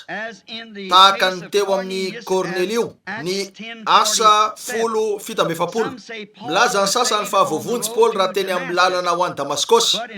nefa ao amin'ny asa 12:40 voalaza fa mbola teo amin'ny any ny fahotany 3 andro tao aorian'io afaka ho vita batisan'ny fany masina ve ny olona iray tahaka ny Kornelio nefa mbola eo amin'ny any ny fahotany no izy tsy mbola natao batisany rano ny na move ny fandehanan'ny olona any an-danitra dia tsy isy mandra-panaovana azy batisany rano na dia manana ny fanamasina azy izy. Ankehitriny resaka iza malalako nanoratra ny anarany ty lalahy ty tsy malala azy no soratana nefa ny anarany nefa tsy hanona anarana satria tsy ilainy zany fa keo amin'ny olona sasany ka hanao hoe fa tsy miompikevitra aminao any am'zao tanareo koa tsy tiako fotsiny ny hanona anarana. Maro amin'izy reto no misy anarana voasorana nefa de ho ay azy zany tanareo averiko ato indray izy reo mba ahafahako mitahiry azy koa soratana manga tamin'ny tanàna fotsiny zany na tamin'ny milina ny sasany na tamin'ny fomba hafa. Ankehitriny zao aloha le fanontaniana oviny ianareo no voavonjy ary manaraka ny aorin' zany afaka hovovela ve ny fahotana ivelan'ny fanaovana batisany rano satria Kornelio nandray ny fanahy masina isy ny ankonany nefa tsy mbola vita batisany rano ary Paoly tsy mba taorin'ny nanana ny fahatsapana teny teo amin'ny lalana ho any Damaskosy izy ihany koa mbola teo amin'ny fahotany mandra-panaovana azy batisa satria voalaza fa efa naveriko ny vakina avokoa reto soratra masiny reto mba nananatoko fa zay nisy teo ozy mitsangana ary aoka atao batisa faingany ianao miantso ny anaran'ny tompo aoka atao batisa ka ho voavela ny fahotanao ho afaka ary andeha miantso ny anaran'ny tompo. Aveo move ny batisany fanahy masina mety ho vita batisany zany ve ny olona iray nefa mbola eo amin'ny any ny fahotany fa tsy vita batisany rano izy ho azo antoka ve ny fandehanan'ny olona iray any an-danitra rehefa vita batisa na dia ananany aza ny fanahy masina de mbola tsy maintsy vita batisany rano izy reo mialohan'ny fandehanany any an-danitra ho azo antoka. Ankehitriny inoko ankehitriny za tsy malala ny rahalahy io nefa fanontaniana tsara sy voahevitra tokoa izy ty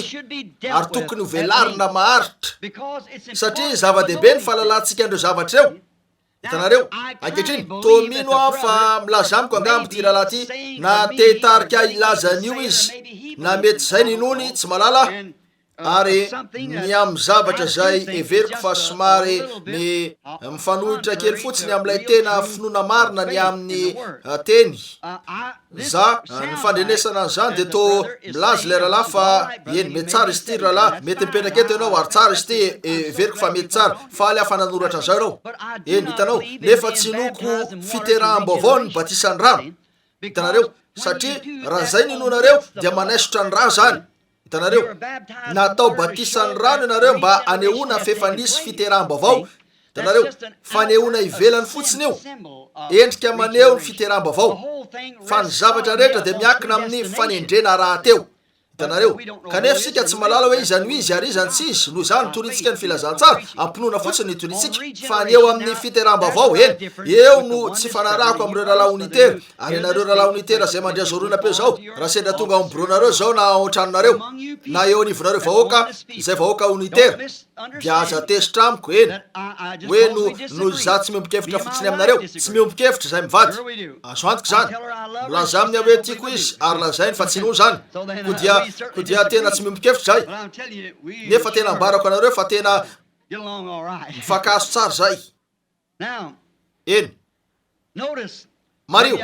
angamba tsy maneho amin'ny famantarana ampy aho hoe tiako izy mandeha mitoreny aho aveo aho tonga oatrano araisiko ny fitako de lasa manjono hitanareo fa ao am-poko lalao tiako izy ilaiko fotsiny mijanona lavitra azy de zay eny Mario ny amty eny raha tsy miompikevitra sika tsy maninona nefa hitanareo fa tsy mahasotra an'io tany rano fitadiavana ny fieritreretana tsara zany eny inoko fa ny antony ilainy Paoly natao batisa eto de satria ofisialy sy tena ilainy zany ao amin'ny baiboly ny anaovana batisa atsika satria raha mitodika am'izao aho eto rehefa niantona teo amin'ny azo fijaliana ilay jolahy ary maty izy nefa tsy natao batisa mihitsy nefa nanana ny fampanantenana fa Jesosy de iaona aminy ao am-paradisa tamin'io andro io tao am-paradisa tsy tany amin'ny faritra misy andreo very satria teo no fotoana voalohany nanomezana anjara azy ary inoko fa zay koa ny toerana nisy andreto fo tao an-tranon'ny Kornelio rehefa nandray ny tenin'Andriamanitra tamin'ny hafaliny izy ireo, fa ny fanahy masina dia io teny no velomin'io ary no velomina ho azy ireo zany. Izay no antony nahatonga ny fanahy masina nanomboka ny teny tamin'ny fiteny tsy fantatra ka naminany. Reo fon'ny olona vonina ny andray noho ny latsahan'ny teny noho ny nahitany fahafahagagana ny rehetra. Izay no manahira-tsaina ankehitriny amin'izao ora eny antsika zao. Taoriany ty andiana Romana ty sy Grika, zany izy ireo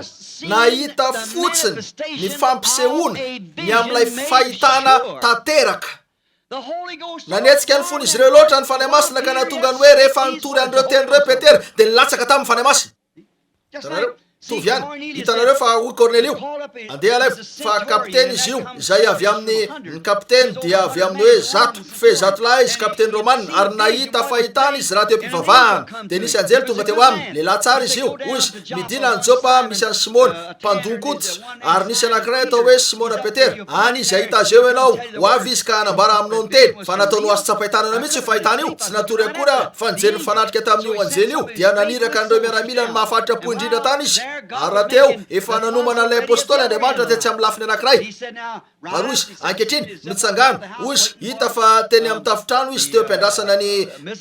madama Simona ny karakarany nandro. Ary raha mbola teny izy nony izy teo avy nandeha angamba izy ilay apôstôly namakivaky tany hevitra fa nitsotra teny ambony trano izy taloha kely ny fisakafoanana teny an-tafitrano. Fa zay ny fanao, mbola zay foana ny fanaon'izy ireo, nitsotsotra eny ambony tafo dia midina amin'ny tohatra izy ireo ary matetika tohatra kely sy ny toy zany avy eny amin'ny tafo petraka eny ambony eny rehefa hariva mangatsitsika. Nefa azo tory ilay apôstôly ary raha teo ampatorina izy niala tamin'ny torimasony izy ka tafiditra tao amin'ny faritra hafa. Ary teo nahitany lamba lehibe nampidinina zay fenandreo zavatra tsy madio sy ny sisa tao aminy dia nandrefezina nanao hoe mitsangana vonoka any. Hoy sanatria tompo tsy mba nihinana zavatra tsy madio ny vavako. Eny hitanareo fa fahitana io ankehitriny jereo nilainy zany no voadika. Eny toy ny hoe nandeha niazy Petera ka nahazo karazana biby zay tsy mbola nohaniny hatramin'izay nefa andeha hihinana an'io.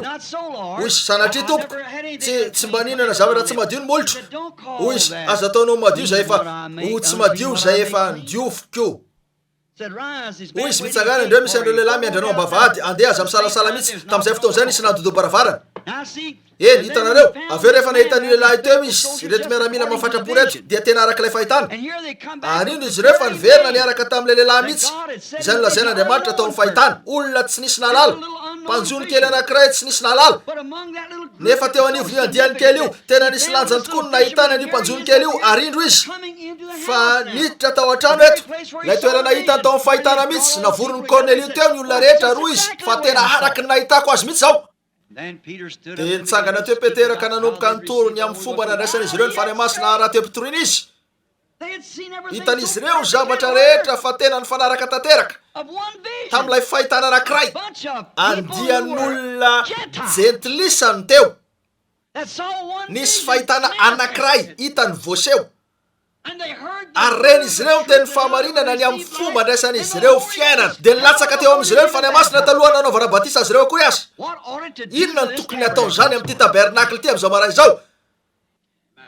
Ny marary, ny marofo, ny jamba, ny marenina, ny mona, ny mpanota, ny rehetra eritrereto fotsiny reo zavatra amanaliny maro tsy mbola nisy diso zany na dia indray mandeha azy. Eny tokony ampiredareda ny fotsika zany. Eny izy mbola raha mbola teo ampitenenana an'ireo tenireo izy nilatsaka ny fanahy masina dia ho Petera moa misy mahazo mandrarany rano. Hita fefa nandray ny fanahy masina takantsika koa izy reto. Inoko fefa tsy teo ny fahotana izy ireo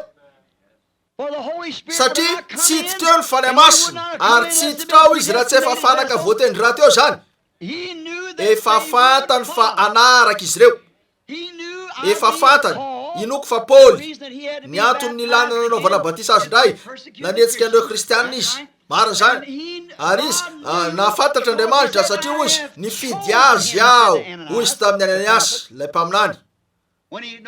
Raha natsikaritra izy fa tao an-trano Saoly nivoaramaitiny ny endriny ary azy nanteo amin'ny masony fa nivavaka fatratra tokoa izy ka feno vovoka teny amin'ny tenany fa nanajamba azy ilay andriafo niseho taminy teny amin'ny lalana. Ary hoy izy zaho no nifidy azy fanaka ho an'ny jetilisy. Fantatr'Andriamanitra fa fa Ananias de efa nao batisa azy amin'ny anaran'i Jesosy Kristy ao amin'io Damaskosy 3 andro tatoarina, nefa inoko fa efa voaisitra ny fahotahany. Saingy ny lainy nanao an'io mba nehoana amin'izao tontolo zao, ary inoko fa zay no antony tsy maintsy anaovana batisa antsika amin'ny anaran'i Jesosy Kristy. Koa inoko fa ahitan'izany ny voatendry raha teo, ary izy reo ihany no ahitan'io.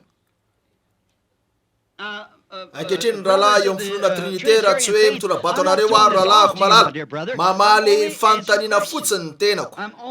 omeko fotsiny zay tena fieverako ny amin'io.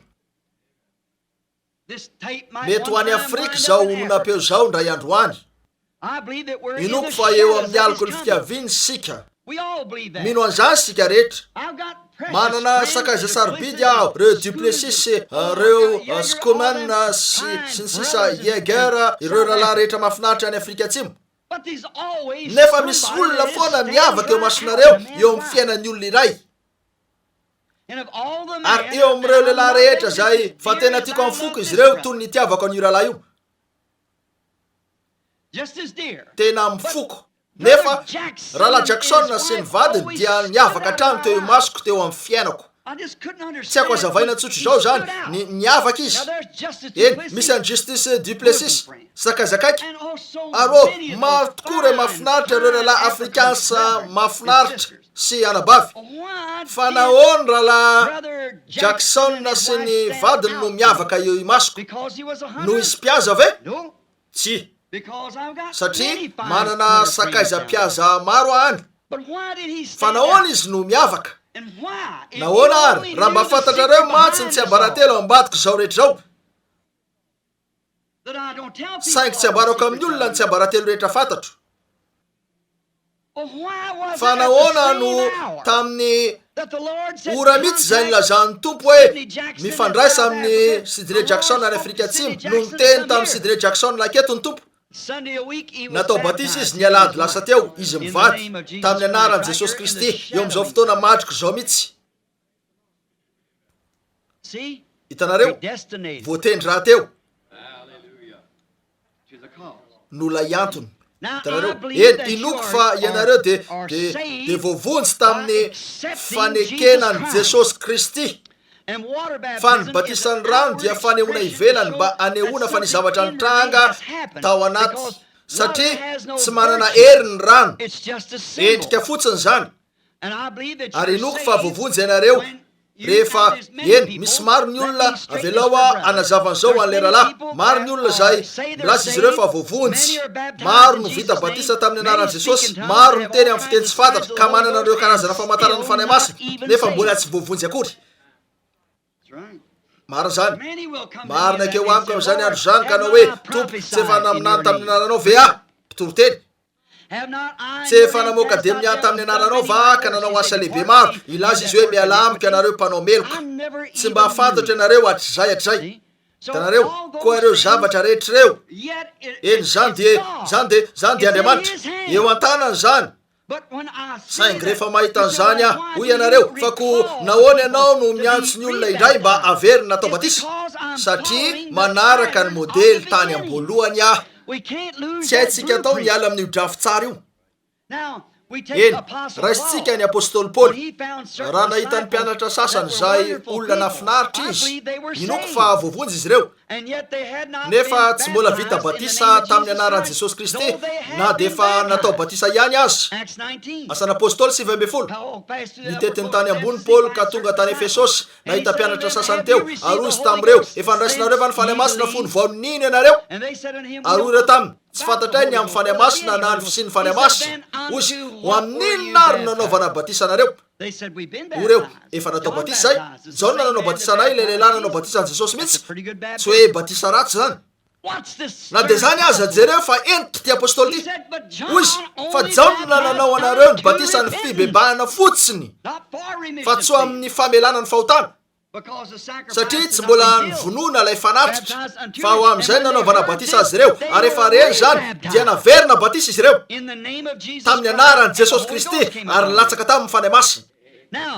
fa inona no nataony zany naneo zany fa voatendry raha teo amin'ny fiainany reo oloreo raha vao nahita ny fahamarinany soratra masina izy reo dia nandeha tao amin'ny fahamarinana ka nandray ny valipity ho an'ny mpino latsaka tamin'ny fany masina dia niteny tafiteny sy fantatra izy reo na aminany nanandratra an'Andriamanitra. Azonareo ve zany ankehitriny? Hitanareo nataon'izy ireo zany taoriana ny nazahoany fifaliana lehibe efa nika sy nidera an'Andriamanitra tao amin'ny baiboly nisy mpitoroteny batista teo efa vita batisa ihany koa izy nefa izy de nanaprofo tamin'ny alalan'ny baiboly fa Jesosy ny Kristy fa nanana faliana be ny olona ary faly tokoa tsy misy toy zany izy reo nefa mbola tsy nanana ny fanahy masina. Ny ilain'izy ireo no naverina natao batisa indray ary hoy Paoly amin'ny Galatiana 2:8 raha misy anjela avy any an-danitra tonga ka mitory filazantsara hafa manohitra zay efa nitoriko taminareo aoko voaoziny izy na ho toy iny zany. Noho izany ny fahalalako andreo zavatra eo angamba tsy malala azy ireo ianao ry lalako nefa no ny fahalalako andreo zavatra eo dia voatery aho no sady manana didy eo anatrehan'Andriamanitra ny hanatanteraka ny planina hatramin'ny fanorenana voalohany satria tsy misy olona afaka hametraka fanorenana hafa ankoatran'izay efa napetraka. Dia ireo apôstôly sy ireo mpaminany nanambaran'io raha teo ireo mpaminany dia nanatanteraka zany ireo apôstôly ary sika no natao hanatanteraka zany hatrany mandra-pahavitan'ilay trano tanteraka. Koa inoko ary fa voavonjy ny olona iray rehefa mino ny Tompo Jesosy Kristy amin'ny fony rehetra ary avy ao am-pony fa tsy avy amin'ilay fisainany aty ivelany akory. Hitanareo dia olona roa olona telo amin'ny teny iray aina vatana ary fanahy ary inoko fa taovam-paneresanareo ivelany ny ainareo avy amin'ny tsy ny ainareo fa ny fisainanareo ty ivelany taovam-paneresanareo. Rehefa matsiaro ianareo amin'ny fiteny hafa miasa ianareo amin'ny alalan'ireo taovam-paneresana 5 fahitana fanandramana fahatsapana fanamboloana ary fianona manome anareo fomba ifandraisana amin'ny fonenanareo eto tany fotsiny izy ireo fa izy ireo tsy nomena anareo mba ifandraisanareo amin'ilay fonenanareo any an-danitra izy ireo. Misy taovam-paneresana enina ranomarina ao amin'ny vatan'olombelona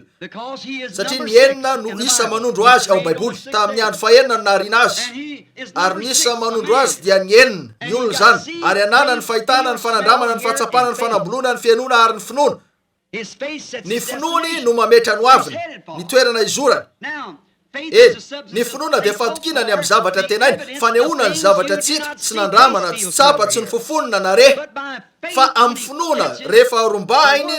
ny teny dia zany no mandefa azy ao amin'ny faritra iray. Hitanareo ka mahatonga an'izany ho tena azo tsapahitanana aminy ka tena tahaka ny hoe eny an-tana mihitsy zany fantany fa hitrangy zany.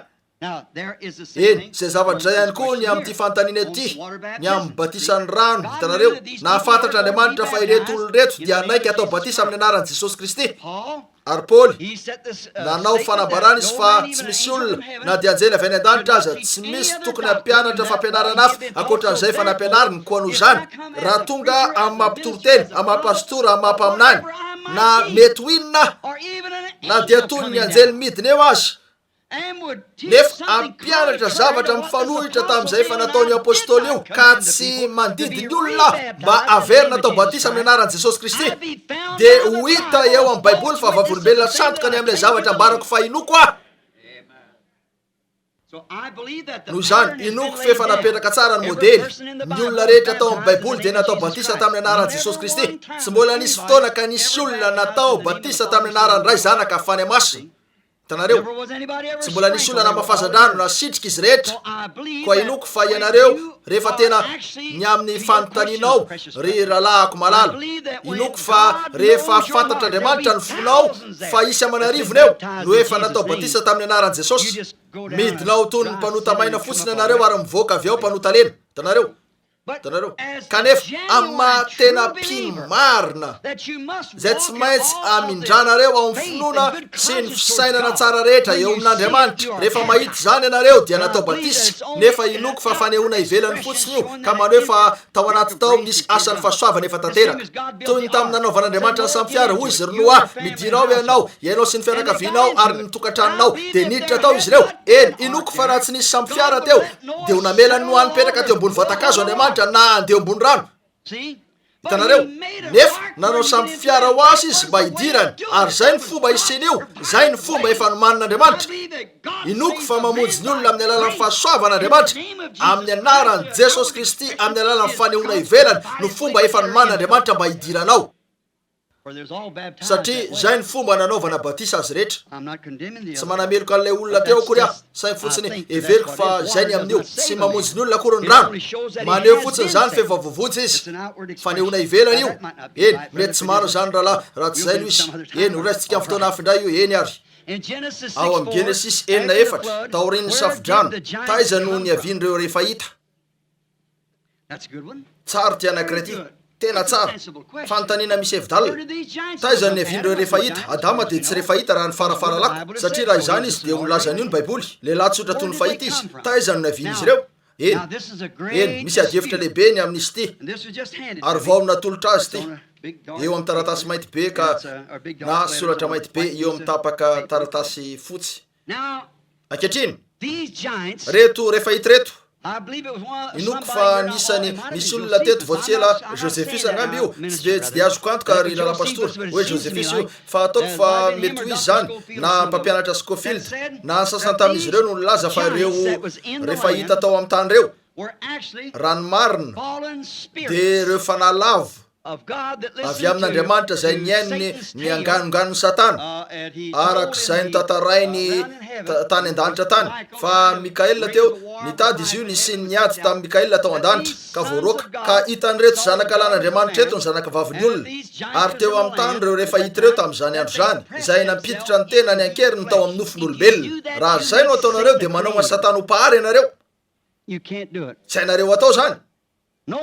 Tsy hafa amin'izany ny an'ny mpampianatra Smith ny Adventiste ny andro fafito mikasika ilay osila fanatitra. Nilaza izy fa ilay osila zay novonoina ny osila roa teo amin'ny ny andro nanaovana fanatitra, ny andro nisy ny fanavotana, fa nisy osila novonoina ary nisy anankiray navotsika. Ary eo nolazany fa ilay osila novonoina no naneho an'i Jesosy, ilay mpitondra ny hitantsika izay maty, fa ilay osila navotsika dia naneho ny devoly izay nitondra ny hitantsika ary lasa nakao amin'ny mandrakizay niaraka tamin'izany. Eny, hitanareo fa zay rehetra raha ny fiheverako, raha sendra tonga eo amin'ny rahalahy Adventiste zao, tsy miteny manohitra ny lehilahy ambony io akory aho, ny mpampianatra Smith. Lalitsaina izy, manampahaizana, mahafinaritra, kristianina nianatra. Pino, fa ho aho, hitanareo tsy misy dika amin'izany. Raha zay no ataonareo dia manao fanaritra ho an'ny devoly ianareo. Izy roa reo dia naneho an'i Kristy, fahafatesana, fandevenana ary fitsangana. Maty ho an'hitantsika izy no sady nitondra ny hitantsika lavitrany. Kristy izy roa reo. Koa ny rehefa hita dia tsy tonga velively avy tamin'ny ampidirany ankeriny tenany, fa reo rehefa hita reo dia zanaky Kain, zay menarana no rainy, zay tena nitovy endrika tanteraka tamin'ny olona, saingy lehibe, zavatra vaventy, manatombo lavitra noho ny olona. Ary zay ny niavian'ireo zanany teo reo, satria zanaky Kain izy reo no izy reo Kananita. Tao amin'ny tany Kanana teo ny fiavian'izy reo, nefa teo ny nalehan'ny Kain. Ary zany no hitanareo manaprofy ihany koa ny taranaka menarana zany, taranak'olona hafa mihitsy no nisy teo. Reo ny taranaka ny menarana. Hitanareo, eny, misy fanontaniana ny amin'ny taranaka menarana ato, koa dia hiditra amin'io sika nefa tiako ataonareo an-tsainy zany. Hitanareo, eny, anome fototra ingainy io. Hitanareo, izy reo dia Kananita, reo rehefa hita reo, ary izy reo no zanaky Kain, zay zanaky ny menarana. Fa ny menarana dia olona vaventy, ranga tena ranjanana be, tsy hoe biby nandady mihitsy, fa tsara endrika. Izy ny biby fetsy indrindra atao amin'ny saha, ary izy rery ihany, hitanareo, ireo tsimoka avy amin'ny biby, raha makao amin'ny vehivavy dia tsy ikambana mihitsy. Nandraman'izy ireo matetiky zany, tsy mahavanona eo amin'ny tsimokain'ny vehivavy zany. Ary eny, tsy vitan'izy ireo mahita an'io, alain'izy ireo ny rajako, io ny zavatra hitany manakaiky indrindra ny olona na ny gidro, na ny sasany amin'ireny manakaiky ny olona ireny. Fa Andriamanitra tao amin'ny fivoarana lehibe nataony dia nanomboka nanao ny trondro, avy eo nanao ny vorona, avy eo nanao zavatra hafa, reo biby, ary nianaka endrika hatrany izy ireo, mandrapivoaka ny rajako, ary teo amin'ny babakoto, ary nakeo amin'ny gidro, avy eo nakeo amin'ny endrika menarana, avy eo niala tamin'ny menarana olona. ary miezaka manao fikaroana ny olona ny siansy miezaka mitady ny taorany na izy an'io biby io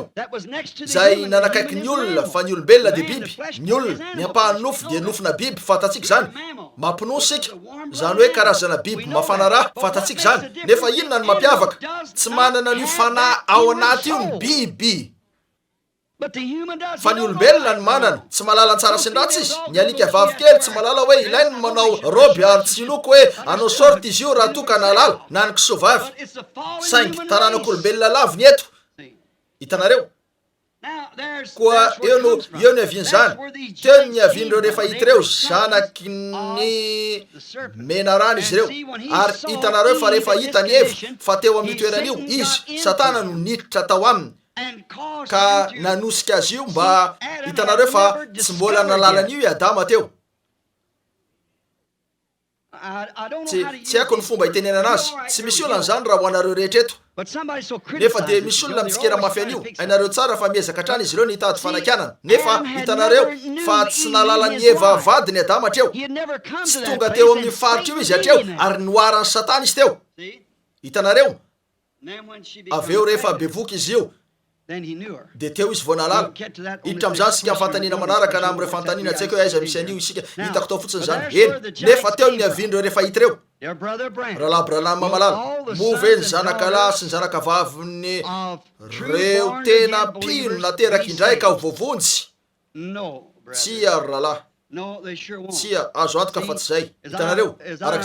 arak'izay nalaiko tamin'ny David Duplessis ny am'izao fanamariana zao tsy manana zafikely Andriamanitra hitanareo zanakalahy zanakavavy ihany hitanareo fa ilain'izy ireo ny ateraka mitovy tamin'ny naterahany ray aman-dreniny tamin'ny fanahy mihitsy hitanareo zay no mahatonga ny olona olom-baovao de noho izy nateraka indray niverina nateraka ny fahaterahany voalohany no nitondra azy olona naturaly teto an-tany ny fahaterahany faharoa no nitondra azy olona ra-panahiny lanitra hitanareo manova azy zany de ny fanahiny sy ny fisainany ety ivelany de ny maizy azy ety ivelany taova-panenesany mbola matsapa ihany izy mandre fofona manandra na mahare fa la iampahany ao anaty ao ny faniriny ny antony manosika azy no hoe fanovana hitodika amin'Andriamanitra hitanareo eny tsarovy fa zao ihany ny fomba mety hitrangany zany tony tamin'ny andron'ilay kapiteny romanina ihany hoy Paoly tamin'ilay romanina izy Silasy rehefa indry fa nanatsoaka ny sabany izy io ary amony tena satria nampiroro ny tranomazy na irodana tamin'ny ororo-tany Andriamanitra hoy izy aza mikasika ny tenanao ato ihany zay rehetra mitsangana fa tiano fatarina ny zavatra azony atao hoy izy mitsangana ary aoka atao batisa miantsoa amin'ny ny anaran'ny tompo dia hovonjeny anao sy ny ankonanao hitanareo amin'ny fiteny hafa minono tompo Jesosy Kristy dia hovonjeny anao sy ny ankonanao ankehitriny ahoana raha mitovy amin'ny fomba inonao ny ankonanao hitanareo mivavah ary ankino amin'Andriamanitra ny zanakao de mifikira amin'Andriamanitra amin'ny finoana fa hovonjeny izy ireo vao nisy fahatsapana nandalovako ny amin'ny Rebekako hitanareo ankino amin'Andriamanitra fotsiny zany rehefa tonga teo amin'ny hoe ankizy miala sakana izy nisy zazavavy ray namany raha nandeha tany zay namany nakany an-tranon'ilay zazavavy izy mba hianatra lesona mozika ary zazavavy io nandalo teo andray andro ary indro zazavavy io fa nipetraka teo amin'ny piano sady lalao rock and roll eny efa ampy alalà koa zany de niteny taminy aho mba tsy akantsony hitanareo de hoy izy fa eo ihany ny toerana mba afahako mianatra mozika fantareo ny fanaon'ireo ankizy miala sakana de hoy aho mandalo eo zaza tsiraray saiky mandalo eo amin'ny taona io avokoa teo ianareo teo ny tenako fa tereny isaina takazy ny tena aveo ary andro vitsy taoriny zany nisy zavatra ny bedesany reniny azy de namaly izy eny tsy fanao ny Rebeka mihitsy zany voaka izy ary nakarato ny varavarana ka saika nanala mihitsy andreo zavatra teny amin'ny rindrina de nakany antsika olo izy eny tokony ho nataoko raha ny fahitana azy naka fotsiny fekipoka ary nanaraka azy teny atokotany ary namerina azy niaraka tamin'ny dikapoka hitanareo nefa ho ianakapohan-drasikely tsy maintsy misaina tony hoe 12 taona hitanareo eny hoy ary neny fantatro nanomboka nitomany izy io meda hoy fantatro fa nataonao zay rehetra azonao natao nataoko zay rehetra azoko natao fa raha tsy takatsika itsony de latsika ny makeo amidingana manaraka taka nandro ratanty ramatò mateo tity ndra iandro fantanina anakiray toy zao zany hoy izy ranada Branham tsy ianao no Mesia sa ianao hoy tsiry madama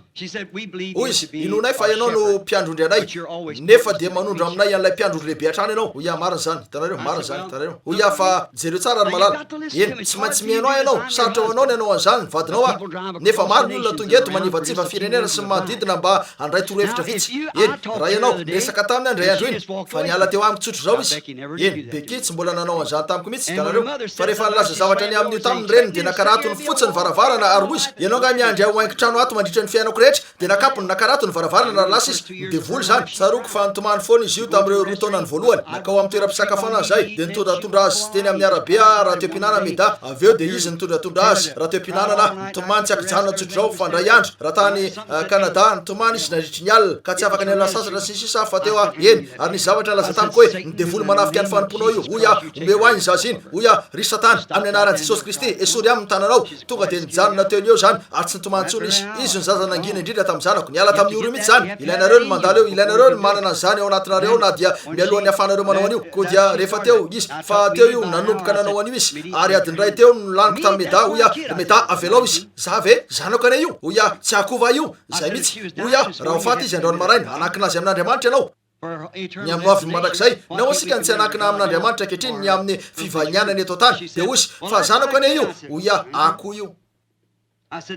oya fa azonao atao ve ny tsy angina fotsiny ve oya tsy zay ny lazaiko fa tsatsika ny fanakianana azy torohevitra fotsiny izy mila sakaizakaiky izy ary ianao rery no sakaizakaikiny zasy ianao isika ny ray aman-dreny mila sakaizakaiky ny ankizy ankehitriny raha manana ray aman-dreny mijanona ao an-trano izy ireo mba ihany aminy fa tsy hoe mivoaka any amin'ny bar eny ka mirenireny any mandritry ny alina sy ny sisa toy izany dia tsisy ny faditrany tanora hitanareo miala lavitra ny baiboly izy ireo makany am-piangonana izy rehetra nefa milalao loto sy ny sisa toy izany ka hitanareo miezaka ianareo ny anamboamboatra zavatra hitovy amin'ny tany satana ny Hollywood hitanareo mihitsy nitondra ny Hollywood ao am-piangonana tsy maintsy nitiako lazaina dia hoe nitondra ny fiangonana Hollywood tsy maintsy ny Hollywood aloentinareo eo amin'ny taninareo hitanareo aza mandeha eo amin'ny tany fa velao izy ireo no aketo misy zavatra nanantsika zay tsy misy fantany aminy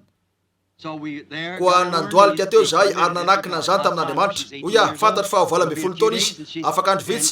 fa eritreritra izy na zay tovovavy amin'ny taona io ny amin'izay tovilasakaizany nefa niazo nazy tao an-trano zay oya tsy nitady mihitsy ahy nahita zay nambady nametraka azy atao amin'ny bureau nitadiaviko niasa tiako ny ahita azy ho feno ny fanaka ka hivelona toy izany nefa izy fa zay nititsika rehetra izy fa tsy vitantsika nanao zany izy tsy hanao zany tsotrao izy oya andrasokely nitaiza azy arak'izay azontsika natao sika apetrao eo tanan'Andriamanitra izy ankehitriny ankino aminy izy ary oya avy eo rehefa misy zavatra ataony dia atao hoe ribeki malala tsy tiany mamana anaovanao an'io nefa sakaizanao akaika tsy amelanao rery tanao avelao hitany fa ti azy ianao hitady olona ti azy izy ary mety ho vehivavy ratsy zany hitanareo oya aoko ianao ny vehivavy maneho fitiavana aminy oya ry malala mety hoe mivantana zany nefa tonga aveny rehetra eny ny olona ary manao zay iaonana amiko manokana sy ny sisa oya tsy hoe olo-kafa akory tsy misy olo-kafa akory eo amintsika satria mpivatsika nefa dia tsy avelantsika hitranga mihitsy zany tsy maintsy tsaroanao fa amin'ny anaran'ny tompo zao dia hoy izy eny ary nandoalika zay ary nanakina nyzany tamin'Andriamanitra nylaza zay fa tsy sanany amin'ny intsony niditra teo izy nitolakany dia hoy izy fa ataoko fa mbola miteny amiko foana ianao hoe aza makany hoy meda tsy niteniny amin'io mihitsy hoy izy fantatrao fa tsy ny mamana anaovanao an'io ary fantatrao fa tena to efa nafatiny rainao mihitsy rehefa reny fa makany milalao an'io mozika bogiwogi ianao na zay ataonao any miaraka misy zavavy io hoy izy tsy tiany ny anaovanao an'io ary tsy tiany ny anaovanao io ribeki nefa nakinay tamin'ny tompo fotsiny zany tianay ho fantatrao fa tianao zay ninina ataonao tianao foana zay tabataba izy hoe hoany ana zany na jany hoy izy eny ary malala ko dia lasa izy hoy izy eny ary homaniko volony eo ny sakafonao ariva rehefa miverina ianao tsy nakany mihitsy izy io tsia tsy nakany intsony izy nanomboka teo hitanareo tsy ela taoriny zany dia nifanena tamin'ny George izy Christiane George teo dia nilamina ny an'io niezaka ny tantara an'io tamin'ny madamody izy ray andro iny hoy izy oh tena romotra zany hoy izy tena hoy izy nakin'ny papa sy mama tamin'ny tompo hoy izy tena romotra nefa tena romotra zany ho anay tsy tianao tonga ho romotra noho zany io hitanareo avelao to zany fotsiny io eny ary ry ranata Branham ahoana hoy ianao ny amin'ireo eto tsaroko fanamaky an'ity za tsy saika anterisiko an'ery zany nefa ataoko fa tsara angamba ny amakiko an'io vehivavy ny nanoratra azy ty tsy maintsy avetika antiky izy io satria nataony eo amin'ny nitapakilany Cosmos Portland Cement zany ry ranata Branham ahoana hoy ianao ny amin'ireo vehivavy eto amintsika ato am-piangonana nefa manao karazana akanjo fokely mova tsy manimba ny vavolombelona omiantsika zany no sady manome ohatra ratsy ho an'ireo tanorantsika ato amin'ity fiangonantsika ty tena to tahaka ny fahitana ny tanora ny fahitana vehivavy lehibe manao akanjo fokely ka maneho mihitsy ny lohaliny rehefa mandeha izy na izy ianao na izy ananabavy na rahalahy na izy ty miombokevitra aminao zato isanjato enatry zany nefa mbarao amiko ny tokony ataony amin'io hitanareo toriko amin'ny heriko rehetra haiko toriana azy zany nefa ataon'izy ireo ihany koa fitsarana ho azy ireo io satria efa nivoaka ny teny eny azo antoka fa nitenako dia manolotra nireny akanjo kely ratsy mipetaka amin'ny hoditra mitovy amin'ny miteny mafy ny zanako foana bekisy sara tsy mampaninina azy zahay mahatanora azy ireo za fa miteny mafy azy ireo tsy akijanona ataoko fa ny akanjo ataon'izy ireo mihitsy aza no medamo dia mifandahatra bekiny amin'ny io sanandro hitanareo akanjo miakatra hatreo amin'ny satria ny ankizy miandrasy ianareo fa anao an'izany ny ankizy ary inainareo ny manitsy azy ireny saingy raha ny hoe vehivavy lehibe dia misy zavatra diso eo hitanareo aza tesitra ianareo eto mamaly fanontaniana fotsiny ah avy ao amponareo no ametranareo fanontaniana avy atao poko no iresako aminareo raha mahita vaolana ianareo miangavy tongava mbara ho amiko fa ataoko tokoa zany raha misy zavatra azoko ataony amin'io toy ny voalazan'ity olona iray ndray andro hoy izy fa ambarako anao raha labranama hoy izy ambarako anao fa damaseva hoy izy tena zany mihitsy poma ny teon'izy ireo na tsikaritra fa nivain'izy ireo zany ankehitriny lazain'izy ireo fa inona moa ataoko fa nisy ny antson'izy ireo azy ino paiso hoe paiso nohan'izy ireo fa fotoana izarana paiso ndray ankehitriny mba hatonga saina azy ireo fa mitanjaka izy hitanareo ry ranada Branham efa nanaiky ny afatr'Andriamanitra ho an'izao andro zao ny tenako ny zanako lahy ihany koa ary efa samy natao batisa tamin'ny anaran'ny tompo Jesosy Kristy zahay ranga vatoko tsy nanaiky ny afatra no sady manohitra nyty afatra ity ary mitaona ny zanaka izy ka mitondra azy any amin'ny fiangonana metodista tiany aho hiaraka aminy any amin'ilay fiangonana rehefa tsy misy fivoriny eto amintsika ato amin'ny tabernacle mety ve ny andehanako miaraka amin'ny any sa tsaratsara ny ijanonako lavitra n'io anaram-piangonana io koa eny renabavy malala tsy nisoratany ny anarany nefa miainy amin'ny fanontanianao angamby ianao raha tsy zany ho renao nolona-peo mandehana miaraka amin'ny vadinao nefa aza mandray anjara amin'izay ataon'izy ireo hitanao tokony ho tia ny vadinao ianao fa ny fitiavana ny mamaolana aoka ianao ho tena masira fotsiny dia angetaeta izy raha misy zavatra ho aminy aza mikambana amin'ny anaram-piangonana izy ireo ho ianao mijanona lavitra ny anaram-piangonana io aza mikambana amin'izany makanesany raha tsy afaka andray ny mofo rehetra ianao dia raisiny atsasany raha tsy azo raisina ny atsasany dia tapaka mofo kely raisiny tanao fa amin'ny fanaovanao toy izany no azaonao vadinao aza ho miavinavina fa alala izy hoe mitovy amin'izay ananany ihany no anananao tanao fa raha misy zavatra nananao ka afaka sehonao azy nefa tsy ananany dia tonga azy angetaeta nitovy aminao zany mivavy masina no manamasina ny lahy torohevitra fotsiny zany koa azoko ataony mijanona mahatreto nefa titsika tsotro zao nijery betsaka arak'izay atsika atao satria hitako fa tsy manana fa tsy 12 minitra eny ary raha la Branham mino ny afatra ampianarinao amin'ny foko rehetra maharavo ny fanahiko zany na dia eo azy zany raha matovy vadiko sy ny zanako tsy mifaly amin'ny teny tsy te ampisaraka ny tenany am'ireo fanaony zao tolo zao izy ireo nilaza ianao fa tokony hitaky ny ankonatsika sika hitako sarotra ny manao an'io fa to hita fa tsy mivelona ho an'ny teny sy ao amin'ny teny izy ireo inona no tokony ataoko tompoko hitaky azy ireo va aho ka ino sa hivavaka hoe raha eo atao aneny sitraponao ka iona amin'ny toerana misy ahy ankasitrahako ny toro lalanao rahalahy Branham Andriamanitra hitanao rahalahiko na ranabaviko na izy ianao na izy anankina azy ireo amin'ny tompo fotsiny za hitanareo satria zay rehetra nomeny ray no anatona hitanareo ny antokana ilaina ataonareo eniky ny afaliana ny foko ndray andro iny raha nandeha nijery andreo mpiandraikitra nyreny trano fandraisam-bahiny reny nakeo amin'ny ramsebekera raha hoy izy bili fantatrao moa zany manome sakafo ny fiangonanao rehetra isaky lady fa mampisakafo olona telonjato eo ny blubord isaky lady hitanareo ary nakeny fa io rangahy teo io lehilahy mahafinaritra teo am'lay ranchers io dia lehilahy tsara tokoa ny fanena taminy aho izy hoy fa tena tsara be zany hoy ankasitrahako ny fiazonanao an'ireny karazan-javatra reny lavitra eto rekrotana rehetra an'ireo hoy izy marina zany raha la Branham dia hoe ahoana ny alalany hitanareo hoy ahoana ny alalanao hoy izy fantatra ianao zany manome sakafo ny fiangonanao rehetra isaky ny lady amin'ny eny hoy izy ary misy zavatra tiako ambara aminao vahoaka mahafinaritra izy ireo vahoaka mahafinaritra izy ireo koa hitanareo mahafaly andrindra zany zanako ianareo hitanareo rehefa mandrea hoe mitondra tena tsara sy endriny zanako dia mahafaly indrindra ny dady zany hitanareo koa azonareo zany eny ry reny rehefa ry anabavy raha tia ny vadinao ny akanisanao any amin'ny fiangonana metodiste de mandeha any mety sy ny mofo rehetra no azonao any fa raha indro fa milaza izy ireo hoe mino an Jesosy Kristy ho zanak'Andriamanitra de minoa zany satria notsika koa zany eny raha amrony izy ireo amin'ny fiheverana tsy mahitsy sy sisa dia avelao fotsiny izy ireo anao ny ataony fa ianao mihinana zay apahany mofo eo tanareo fa avy am'izay aseho fotsiny amin'ny alalan'ny fahalemem-panahy eo amin'ny fiainanao sy ny fitsijovanao ny hafa fa raha tsy anananao zany ry anabavy malala de mivavah mandrapatonga an'izany ho eo aminao fa tsy ilainao eo ny anambomboatra zavatra satria raha zay no ataonao de tsy ilay tena izy ny eo afaka lalan'io vadinao fa ianao rehefa tena avy nivavaka ianao ka tonga eo amin'ny toerana hoe ny fiainanao de feno masira avy amin'ny mpamonjy de isy fiatraikany zany raha sandratra iala de taonany olona rehetra anatona raha za de andeha fa mitandrema tsara aza mitiambana fiangonana izy ireo any miangavy re aza manao zany aza mitiambana fiangonana izy ireo nefa mandehanany ranada Branham indro misy fanontaniana zay manahirana ny maro eto amitsika ny amin'ny azafady ny oronapeo sasany zay itorinao fa ny jiosy irery any no voavonjy aorian'ny fampakarana ny ampakarana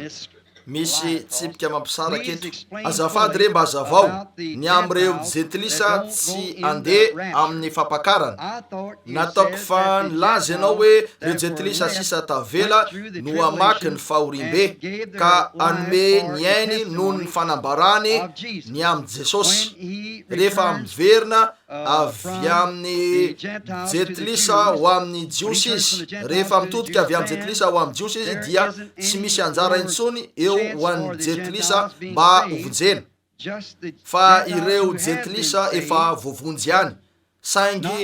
tsy nandray ny fahamarinana nalefa ho azy amin'ny andro farany no hiditra ao amin'ny vanim-potoan'ny fahorimbe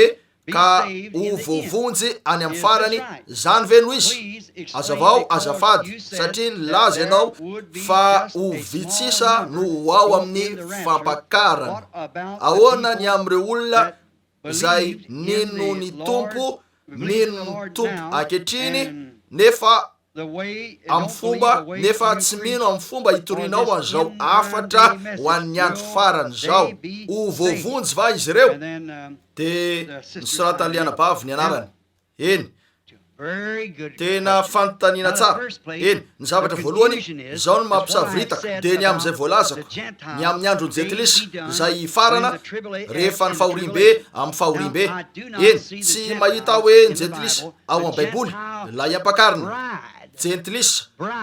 ampakarina sy ny fiangonana jentilisa akory fa lay fiangonana jentilisa no amaky ny vanim-potoan'ny fahorimbe tanareo saingy tsy hoan'ny tanareo ny ampakarina de lay olo mbo fidy tsy misy andalovan'izy ireo afa-tsy ny fampakarana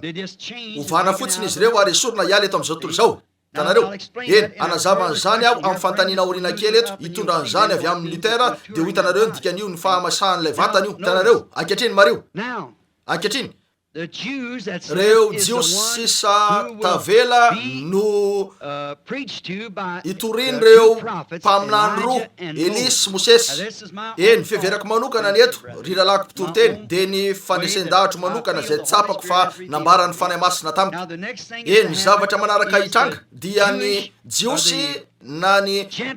fiakaran'ilay ampakarina voafidy jentilisa miaraka am'ilay ampakarina voafidy jentilisa nisy tam'ireo taona maro lasa akarina hoeo amin'ny fanatrehan'i Kristy ao an-danitra mitsangana ny maty reo zay velona ka mitoetra ny hovana ary iaraka akarina eny amin'ny abakabaka mba hitsena ny tompo aveo satria aorian'ny lanona ny fampakaram-bady ao amin'ny voninahitra Jesosy aorian'ny nampakarana azy io any amin'ny lanitra de miverina eo amin'ny tany Jesosy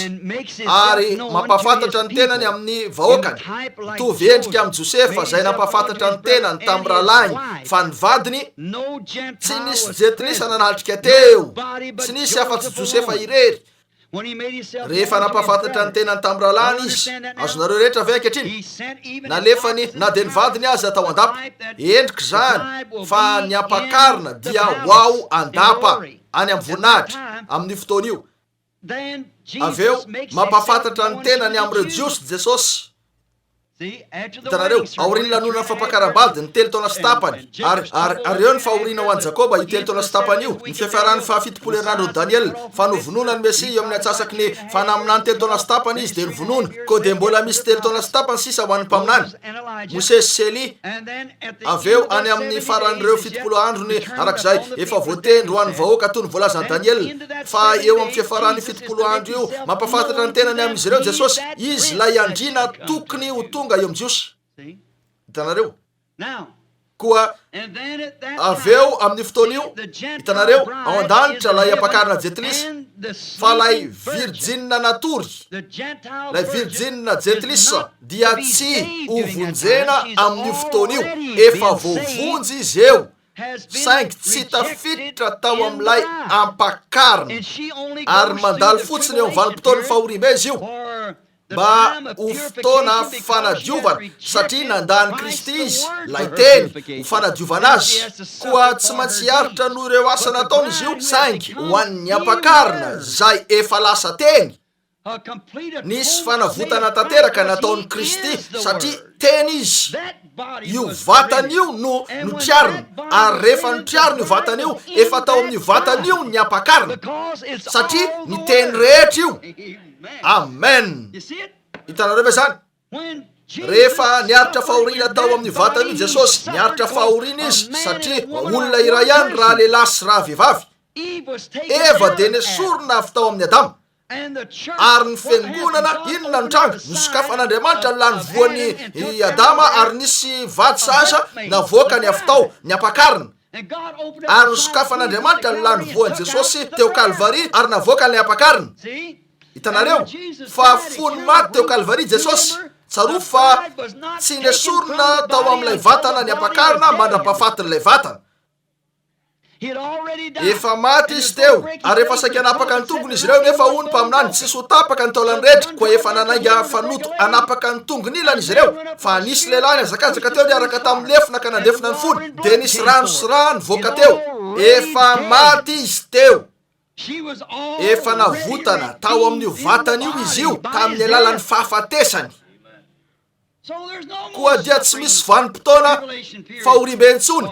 ijalian'ny ampakarina. Hitanareo efa tafiditra izy io fa lay fiangonana Jetlisa zay nino azy fotsiny nefa nandray ny fanekam-pinoany anaram-piangonana sy ny sisa toy ny voalazan'ity olona mampalahelo hoe ny vady amanjana mbola tia zavatra zao toy zao sy ny sisa toy zany. Hitanareo tsy nanaiky an'io fanavotana io izy ireo satria raha nekenareo zany dia manadio anareo azy io fa zay nateraka Andriamanitra no tsy manota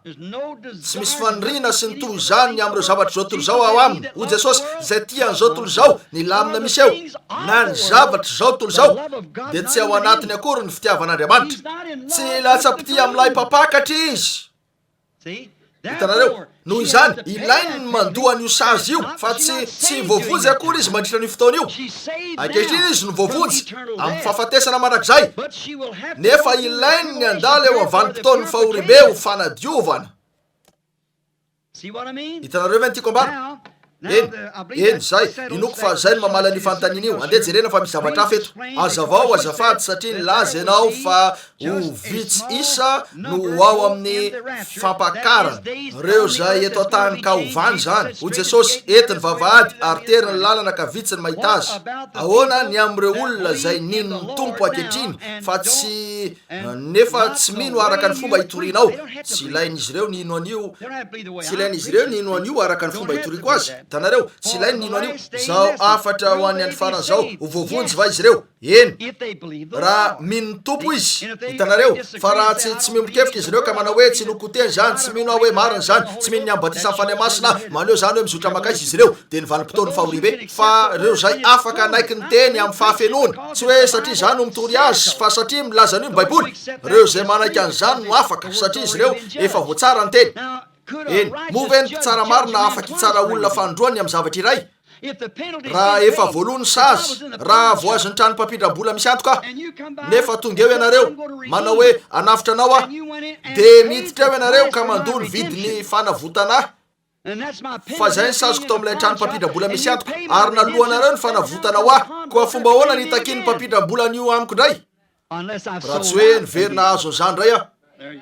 zay ry lay izy rehefa mandany fahafenony teny a de miverina avy atrano ho azo ny trano mpampindram-bola misy antoko indray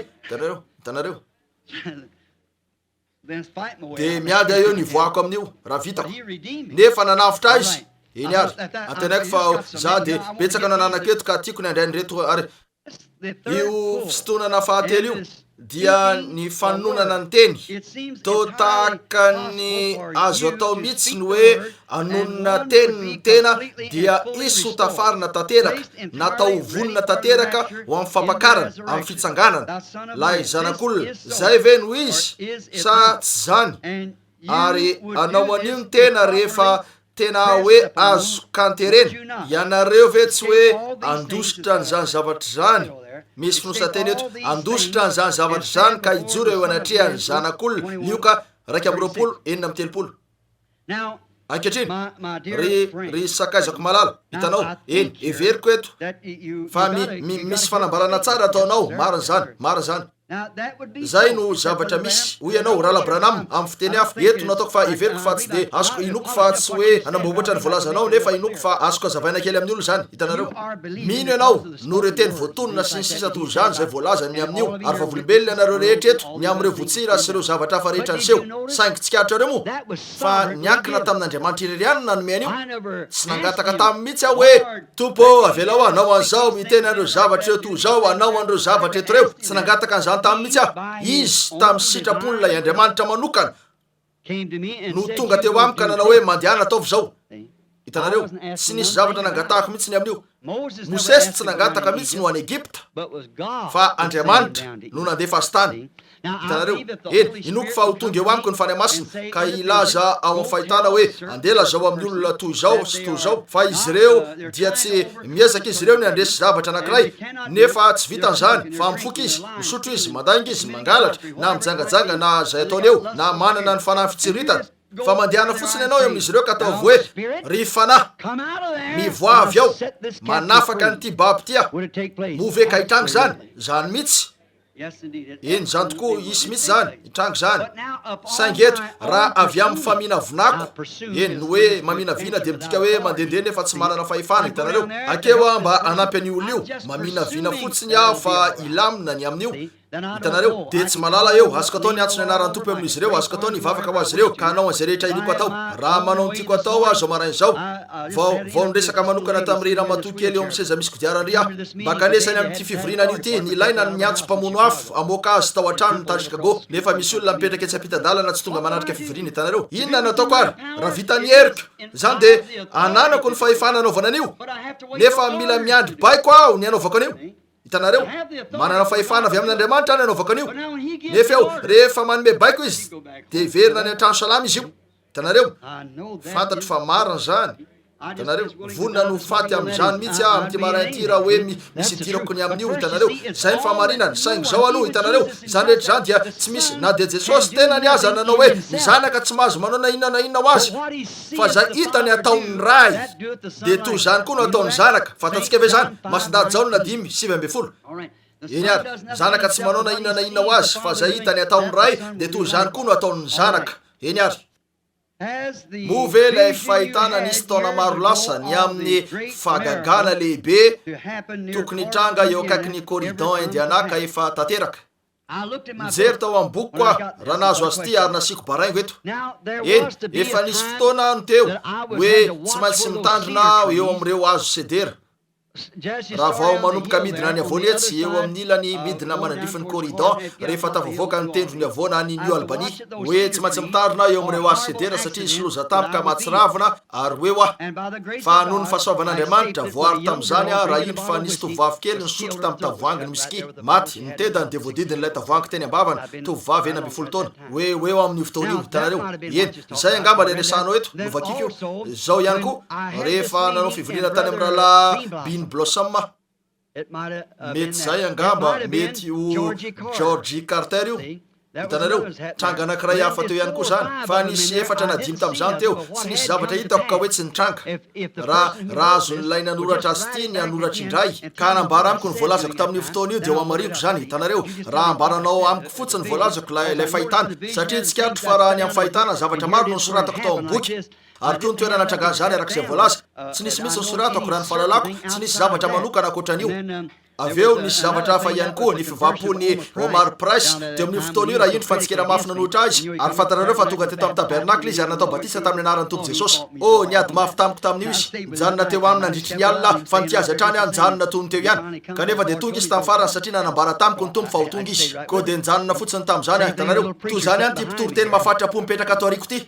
Nakary Klasville andray mandeha mba hitory teo aminy hitoro azy tao amin'ny fiangonana metodiste io fa tena metodiste hatramin'ny taolana izy io. Azonareo tsara verina teo tao ia indray andro any ataoko batisa amin'ny anaran'ny Tompo Jesosy Kristy izy io dia nataoko zany raha lany vily zany. Raha tsy mety ho any tsy mety ho avy eny miazona toerana fanatsara endrika aho ary tsy loko ny fanapahany kristianina ny volony nefa manapaka ny any hafa no sady ataoko fa mandoko zany hoe manisy loko ataoko fa zay sa zany mandoko ihany koa raha nabavy malala tsy haiko ny ambara aminao inoy tsy haiko ambarany amin'izany eo amin'ny vehivavy ny manisy lokony volony tsy manana soratra masina manakana an'io ah mijanona amin'ny soratra masina ihany no azoko atao. Hitanareo tsy milaza ny soratra masina ny tsy anaovan'izy ireo an'izany milaza ny soratra masina fa tokony hanana volalava izy ireo ary aoriny zany tsy haiko hoe aiza no ale. Hitanareo tsy malala mihitsy ny amin'io ah eny misy mpitoro-teny mahery fo izay fantatro fa manatrika eto sakaiza tena tiako niaranresaka zay ndray andro iny tao amin'ny billboard raha teo mpisakafoanana hoy somary menatra ny aketo aminao ny vatoko tena vehivavy masina mahery fo sy manana toepanatsara sady raha matoky ely mendrika efa reny be ary nefa mahafinaritra izy io sady madio tena tian'io vehivavy tokoa ny vatoko ary ataoko fa tena vehivavy tokoa izy io izy tsy fantatro raha mipetraka eto izy everiko fa eto izy ataoko fa eto ny vadiny fa ozy tamiko ozy navelany itsery ny volony taorina nandrinesany anao mitoro ka hitany fa mariny zany saingy hoy izy misy loko nampiasainy teo amin'ny volony ary manao zay azo natao izy mba analany loko mialohan'ny akanesany eo aminao. Ankehitriny jereo ry anabavy malala tena ajaiko tokoa zany meko voninahitra ny vehivavy anao toy izany satria izay vehivavy tonga fotsiny nefa mananao foana amin'ny volony na mandrona eo mitongotry ny teny sady mandehandeha eo mianjonanjony no tsy misy fanajana mihitsy tsaro fa nilaza Jesosy hoe zay ataonareo amin'ireny dia nataonareo tamiko. Hitanareo fa ajaiko zay ao aminao ary hitahanao any Andriamanitra any amin'izany nefa ranabavy ny amin'ny volo milokona ny zavatra toy zany tsy fantatro tsy haiko tohanana amin'ny soratra masina zany koa za miankina aminareo ihany zany. Azonareo ho anareo raha tianareo atao zany dia tsy mampaninina mihitsy fa raha ny farafaralako tsy manana zay fanao zay ny fiangonana raha tianareo zay rehetra tsy atao amin'ity baiboly ty eny ianareo dia miankina aminareo zany. Azonareo nefa omeko anareo fotsiny torohevitra. Hitanareo raha ny hoe farafalalako anareo tsara fa toetra ao amin'ny vehivavy ny te-hanana endrika tsara tokony ho toy izany ny endriny. Fantatrareo fa eo amin'ny karazam-piainana rehetra misy dia nilany tsara endrika kokoa akoatra ny olombelona raiso zay vorona na omby vavy makany ana biby eo izy any tsara endrika kokoa lay omby vavy mivilana tandroka ve sa lay omby lahy lehibe raiso ny dera izy ary lay dera vavy sa lay lahy makany ana dera lehibe izy any tsara endrika kokoa ny lasa ny vavy ny karazana dera na zay tianareo raisony eo amin'ny vorona raisony amin'ny akoho ny akoho lasa ny akoho vavy raisony eo amin'ny vorona lay kely lay kardinaly vaventy be sa lay akoho vavy kely feno petipetina mipetraka eo amin'ny tranony sady mikotroka ny atodiny. Hitanareo eo amin'ny karazana zavatra rehetra dia lahatrano no tsara endrika kokoa afatsy ny vavy eo amin'ny olombelona nahoana izy no niteraka ny fahalavona teo mihitsy no nifidianany satana azy ary avy amin'ny satana ny atsarany endrika. Hitanareo satana no anjely tsara endrika indrindra fa kerobi mananaloka teo izy jereo hoe toy inona tsy mampitovy ny vehivavy ankehitriny tamin'izay na izy azy fahiny firy mahatsiara ny perla namaky any perla orbrine atsakany ny tanana any sasany aminareo zikule eny tokoa. Hitanareo izy no natao vehivavy tsara tara indrindra teto Amerika zay vavy kely tanora eny amin'ny arabe rehetra ankehitriny dia ho tsara indroa mihoatra lavitra noho izy nahoana zay mihitsy no efa voalaza amin'ny baiboly rehefa hitany zanak'Andriamanitra fa tsara tareny zanakavaviny olona io le andian'olona naditra na tonga safidrany teto an-tany ka namotehan'Andriamanitra ny taranak'olombelona rehetra hitanareo zany tokoa ary ankehitriny ny zavatra rehetra dia nifototra tamin'ny Hollywood ka ny fahatsarana endrika sy ny sisa toy izany nefa ny fahatsarana endrika dia zava-miafina ao am-po hitanareo fa tsy zay miseho ety ivelany aoka izy ireo iravaka tsy ho zavatra eny ivelany fa ho ao anaty fanahy malemy sy miadana zany ny kristianina koa eto ny amin'ny fanontanianao ranabavy tsy haiko tsotro zao ny ambara aminao eny afaka hijanona eto ankehitriny na aka 30 minitra indraiky aka ho 30 minitra firy ny vonona hijanona 30 minitra amboniny fa izay no anome antsika fotoana misimisy anio arivo andefa anganary aho ry Rala Branham midika ve ny Timoty voalohany 2:9 fa tsy tokony irandrana ny vehivavy moveny hoe broad hair dia midika hoe volo mirandrana eny jereo ranabavy eny eto fa faly aho fa nanaraka an'io zany tsy nametraka an'io eo ny tenako fa tena tsara fotsiny nanarany an'io mario ny volo mirandrana tamin'izany andro zany dia famantarana nalalana ny vehivavy mpivarotena zay no nataony narandrany ny volony ary Paoly no nilaza tamin'ny kristianina eny ny firavahana aoka tsy amin'ny firandranana ny brodid sy ny bread teny mitovy ihany mandrandrana ny volony satria lasa nitovy tamin'izao zao hafa rehetra zany eny tsy tokony hitovy amin'izao tolo zao ianareo na anao tahaka an'izao tolo zao hitanareo tokony ho hafa ny vehivavy teo hitanareo tsy ankehitriny ny volo mirandrana ankehitriny amin'izao andro zao dia tsara tare ny volo mirandrana ary lavitra tokoa ny amin'ny hoe fanao zao tolo zao eny hitanareo ny vehivavy ny fomba fanao ny volony amin'izao andro zao atao fotsiny zay anaovanareo ny volonareo fa aza mitovy amin'izao tolo zao fotsiny hitanareo aza mitovy na mitafitaka azy raha manao sorty izy manaova roby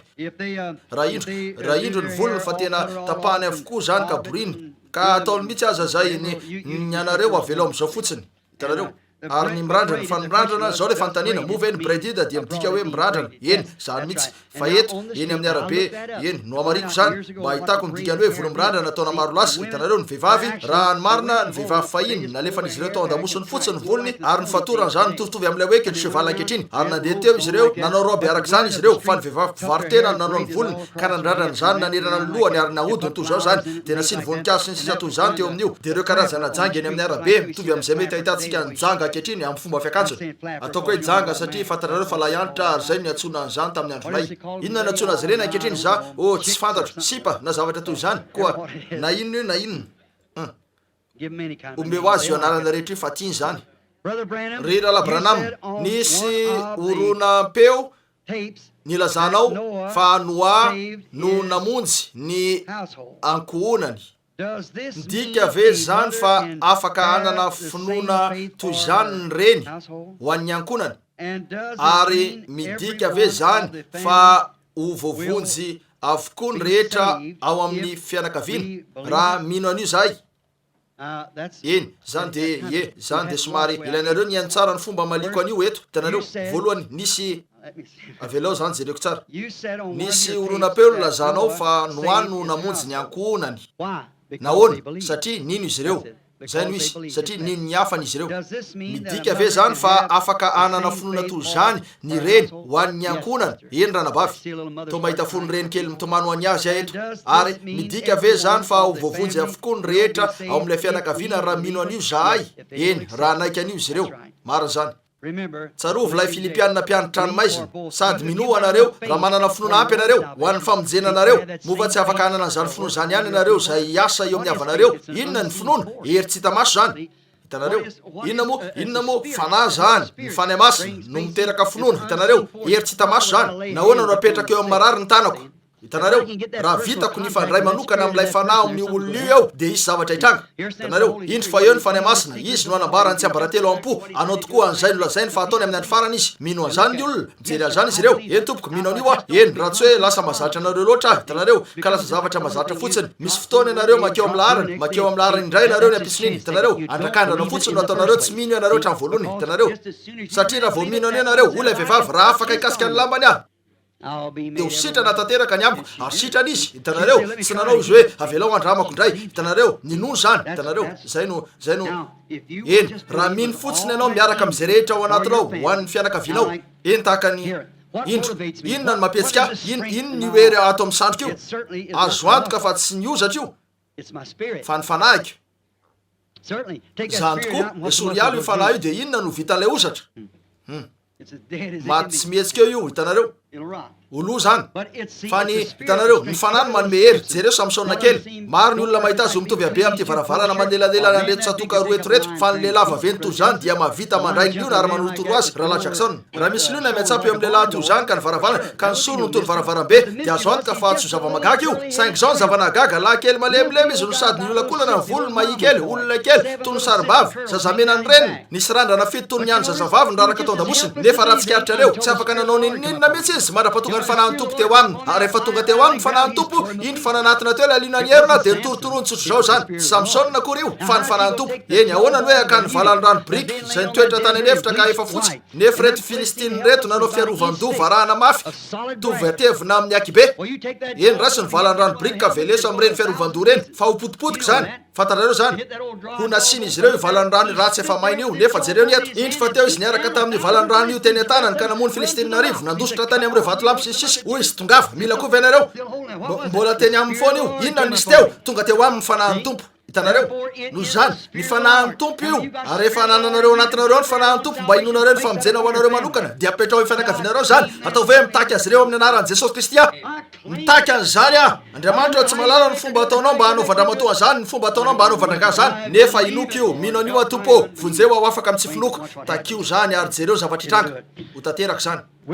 move ny ampakarina move ny ampakarina mialohan'ny fiaviny Jesosy anana ve izy io ny herin'ny fanamasina rehetra anaovana fahagagana ananganana ny maty sy ny sisa tony teo amin'ny farahorana sa move zany ka ho farahorana ho an'ireo efatra arivo ambe efatralina amby etsy jiosy anana an'io ve ny mpitoroteny rehetra move sa move miandro ny fiaviny fotsiny sika eny ary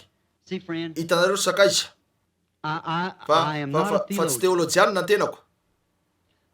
tsy teolojianina ny tenako noho zany ilaiko ny mampianatra an'izay rehetra fantatro ny amin'ny baiboly avy amin'ny aloka sy ny tandindony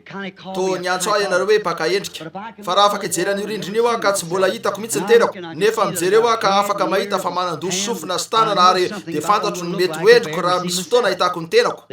hitanareo raha hitako taratra eo amin'ny fitaratra ny tenako dia fantatro ny hoendriko raha afaka nalavitra ka hijery ny tenako eny zay no fiheverako ny amin'ny baiboly reo zavatra rehetra reo ony romanina eny amin'ny roapolo dia tonga ohatra ho antsika afaka ijery totika sika ka mahita ny amin'izay nisy toy ny volana manome taratra ny masoandro dia fantatsika hoe ho toy inona ny masoandro rehefa raha mbola tsy nahita masoandro mihitsy sika afaka ijery ny volana sika ary ahita fa ho lehibe kokoa noho izany io ko raha mahita zavatra nitranga atao amin'ny testamenta taloha nareo dia taratra fotsiny zany ny amin'izay mitranga eo amin'ny vaovao ankehitriny ny eto inoko amin'ny foko rehetra fa ny tenako mino sika na zao andro zao raha tsy mino sika dia misy mino any tsy maintsy zay efa tapitra ny fotoana eo amin'ny farany sika zay rehetra zao tolo zao Andriamanitra nanao zao tolo zao tao anatin'ny 4 fotoana fa nitsaritra izy tamin'ny fahafito fotoana laza izy fa tsy velona mihoatra ny fotoana iny ny olona fa ny taona na ny andro nananao no andro afatesanao Adama na Metosela ny lehilahy nahazo taona indrindra tamin'izay rehetra ny velona tao amin'ny baiboly ary nahazo 7 taona izy fa tsy tonga ny fotoana mihitsy izy nefa ny olona dia velona mandritra ny milenium ary fotoana manehoana fa ny sazy dia efa voaloha mivelona mandrakizay ny olona tapitra ny andro tapitra ny fotoana ao mandrakizay izy ireo fa ny amin'io nahazo taratasy maro ny amin'ny afatra netiko roa na 3 alady lasa ny amin'ny ny fonena lay ampakarina sy lay mpapakatra rahatry zay azo antoka fa nandona tany any zany nisy maro tamin'ireo ka toy zany koa tamiko mbola tsy voaleviko zany ankehitriny mario ny eto hitanareo Abraham nahita eny toy ny fampirarahany tamin'ny Abrahama dia toy zany koa izy eo amin'ny taranany eny ndray androany rehefa misy fotoana iverenako tiako ny andray an'izany misimisy kokoa ka aneo aminareo tsara nireo dingana teo amin'ny fiainany Abrahama zany dia mifanaraka tsara tamin'ny Lutera Wesley sy ny sisa rehetra hatreto tovy tsara mihitsy ny fampirarahany tamin'ireo fiangonana sy zay nataony tamin'ny Abrahama ny fomba ny sehoany ny fomba nisy teo raha nanamarina ilay fanekena taminy teo ambany raha latsaka izy ny taona ny Philadelphie zany marina zany taona ny rano teo Luther ny taona nisy any Wesley nefa jereo ny taona Pentecôtiste taorinana natongavany teo nomeny ny teny fikasana ny amin'ny El Shaddai minono eto amiko zao ny fanontaniana afaka inono ve nareo zay ny napetraka teo anatrehan'ireo Pentecôtiste hitanareo afaka inono ve nareo nefa tsy ninono izy ireo misambotra izy ireo ny nonon'ilay anaram-piangonana ny voahany fa lay vo teo lay tena vo no nanatona ka nono tamin'ny nono io ary inona ny famantarana farany azon'izy ireo mialohan'ilay zanaka nampanantenany nandrasana izy ireo nandritra ny taona rehetra io tafaverina indray lay Andriamanitra nijoro teo tamin'ny endrika lehilahy ray ka afaka namantatra ny fisainana atao ambony Sara lay fiangonana maleo an'ilay fiangonana namantatra an'ireo fisainana atao amin'ilay fiangonana teo andamosiny mihitsy azy tsy marina ve ary vetivety taorian'izany niova ho vehivavy tanora izy io ary izy lasa lehilahy tanora dia tonga teo amin'ny sehatra Isaka lay zanaka nampanantenainy inoko fa eo ampahitana ny zavatra farany hitranga eo amin'ny fiangonana mialohan'ny fampakarany ianareo zany mihitsy inoko zany ifatapitra ny orana vakio fotsiny ny toko telo voalohany eo amin'ny apokalipsy dia ho hitanareo zay nampanantenana ho an'ny fiangonana zay no nampanantenaina ho an'ny fiangonana eo mihitsy ireo taona fiangonana tsikaritra reo ndray andro iny rehefa nanomboka tamin'ireo tropetra sika ho ny fanamasina tsy mifandraika eo zany tanareo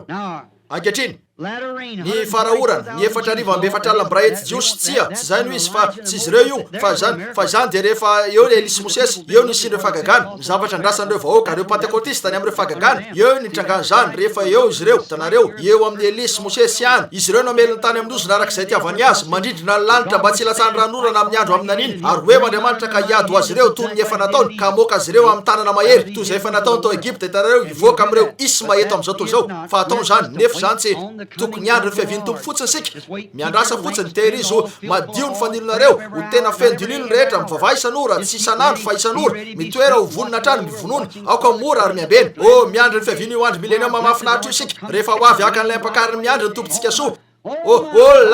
feno fahasambarana ny foky raha eo ampiasana eo ampiambenana eo ampivavaha satria veriny eto tany ray ny tompontsika zany izy io zay ny fanantenan'ny fiangonana amin'izao zao move ny anaran'i Jesosy Kristy ka mety ho an'ny batisa sa ilaina ny manao an'izany amin'ny anaran'ny tompo Jesosy Kristy sa mety niady ny tompo Jesosy Kristy tanareo satria ataoko fa tompontsika izy fa ny hoe anaran'i Jesosy fotsiny toy ny fanao ireo rahalantsika sasany batisa tsy miray hevitra amin'izany hitanareo satria fantatro fa manana sakaiza maro antsoina hoe Jesosy maro amin'ireo sakaiza mpitoroteny any Meksika sy any Italia sy ny sisa Jesosy ny antsoina azy reny ko dia tsy ampy ny hoe Jesosy fotsiny fa teraka ho Kristy mpamonjy izy ka teraka ho mpamonjy Kristy lay voaositra ary 7 andro tatoarina izy no nomena ny anarana hoe Jesosy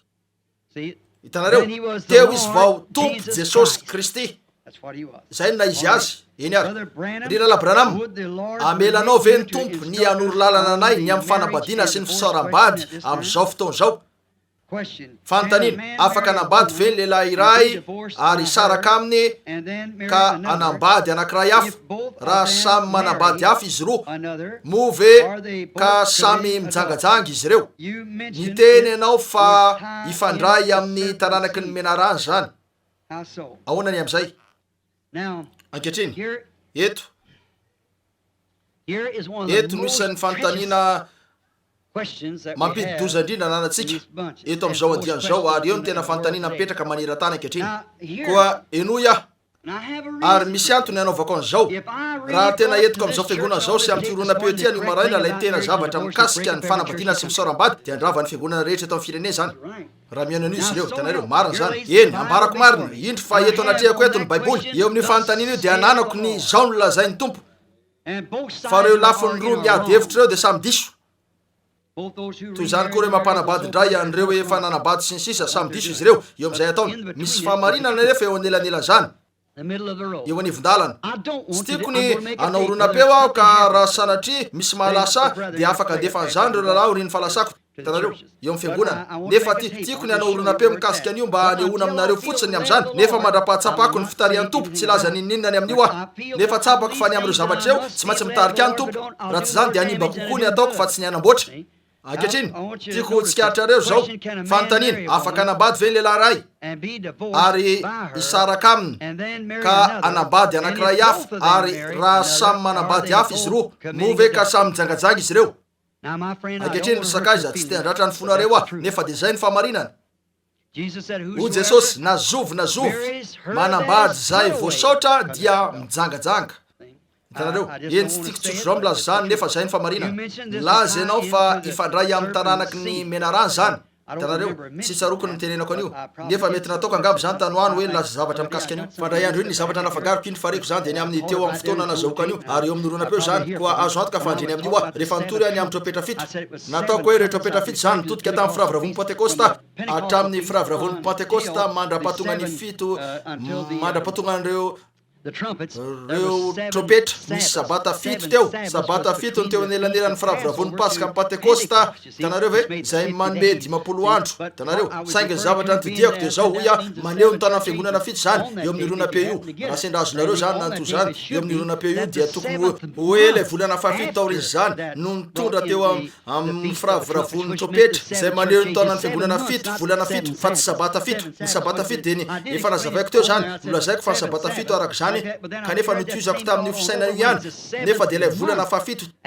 taorin'ny firaviravon'ny pasika zany na ny firaviravon'ny pentekosta aveo de nisy firaviravona taorin'ny nitondrana ny amboara na ivaefitra hitanareo fa tsarova eto fa ny amboara no mivadika ao mofo aorin'ny fotoana io hitanareo rehefa ny amboarany nisy ny amboara aveo de makao mofo rehetra io nisy fampianarana lehibe eto tsy mikasika akorin'ny morony zany a fa raha sendrarenareo amin'ny olonapeo zany tsarova jereo ny ao amin'ny baiboly hitanareo fa fito volana aty aoriny zany io mansa fito volana janoary febroary mars april mai jona jolay ho jolay zany fito volana zay maneho ny fahafenony taona fiangonana fito mety misy mpitoroteny andray an'izany de ho azo leo io hitanareo veto iny ary ankehitriny ny amty ety ande somary hoe ianareo zao nolazaiko avelao ilazany zao tsy ny tompo fa avelao a ilazan'io raha manambady ianao am'izao fotoana zao ka samy voavonjy ianareo ary feno ny fany masina ka mifankaty sady mananjanaka madinika eny tsaro fa za ihany zao fa tsy ny tompo hitanareo de toy izy ihany miara-miaina aoko faly satria tsy afaka ivelona am'ilay vadinao voalohany ianao raha tsy zany de tsy hanambady azy io ianareo fa raha miala amin'io ianareo ka miverina am'ilay nananareo voalohany de ho ratsy noho ny tamy voalohany hitanareo de hitanareo fa misavorita tanteraka ianareo tsy misy fomba ivahana amin'io raha ny marina de fomba tokana ihany no azoko ambara avy amin'ny baiboly aoka samy toetra irery izy hitanareo kanefa eny zay fomba zay ihany no azoko lazaina am'izao fotoana zao nefa misy zavatra hafa eo amin'io zay tsy azoko ambara ankehitriny ka zay no antony ilazako hoe tsy za fa ny tompo toy izy ihany toy zao raha sanatria ka hitodika amin'ny olonapeo ianareo ka ndray androany raha mitorony amin'io a de tsarovany fomba nylazako zany raha manam-pahindrena ianareo de ho nahazo an'izany hitanareo ny amin'ny fomba nylazako azy teo de ho fantatrareo eo ry lala branham tokony akany am'ireo fiangonana hafa ve sika na dia tsy miombokevitra aminao azy izy ireo zany mihitsy ie nataony jesosy zany nefa tsy niombokevitra taminy izy ireo mandehana any matsikaritra sika eto fa hoe tokony akany am'ireo fiangonana hafa tsy miombokevitra aminao ve sika eny tokoa za tsy zarery ny vato malama eny andramomasina ianareo tsara misy an'ireo rahalahy manana toe-panahy mendrika ety zero antenaiko isan'ireny ah hitanareo nefa aza makeo mihitsy mba nisy nampiatso any amin'ny zavatra toy izany raha iandro iny nisy andiany tao arizona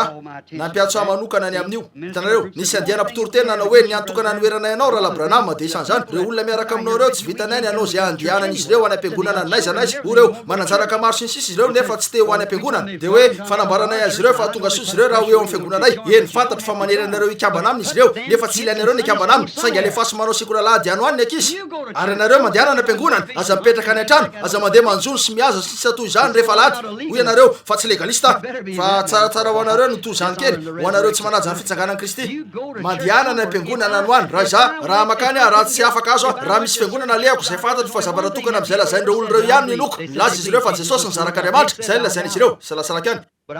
nefa akeo a mba hiaino azy ireo mitory an'io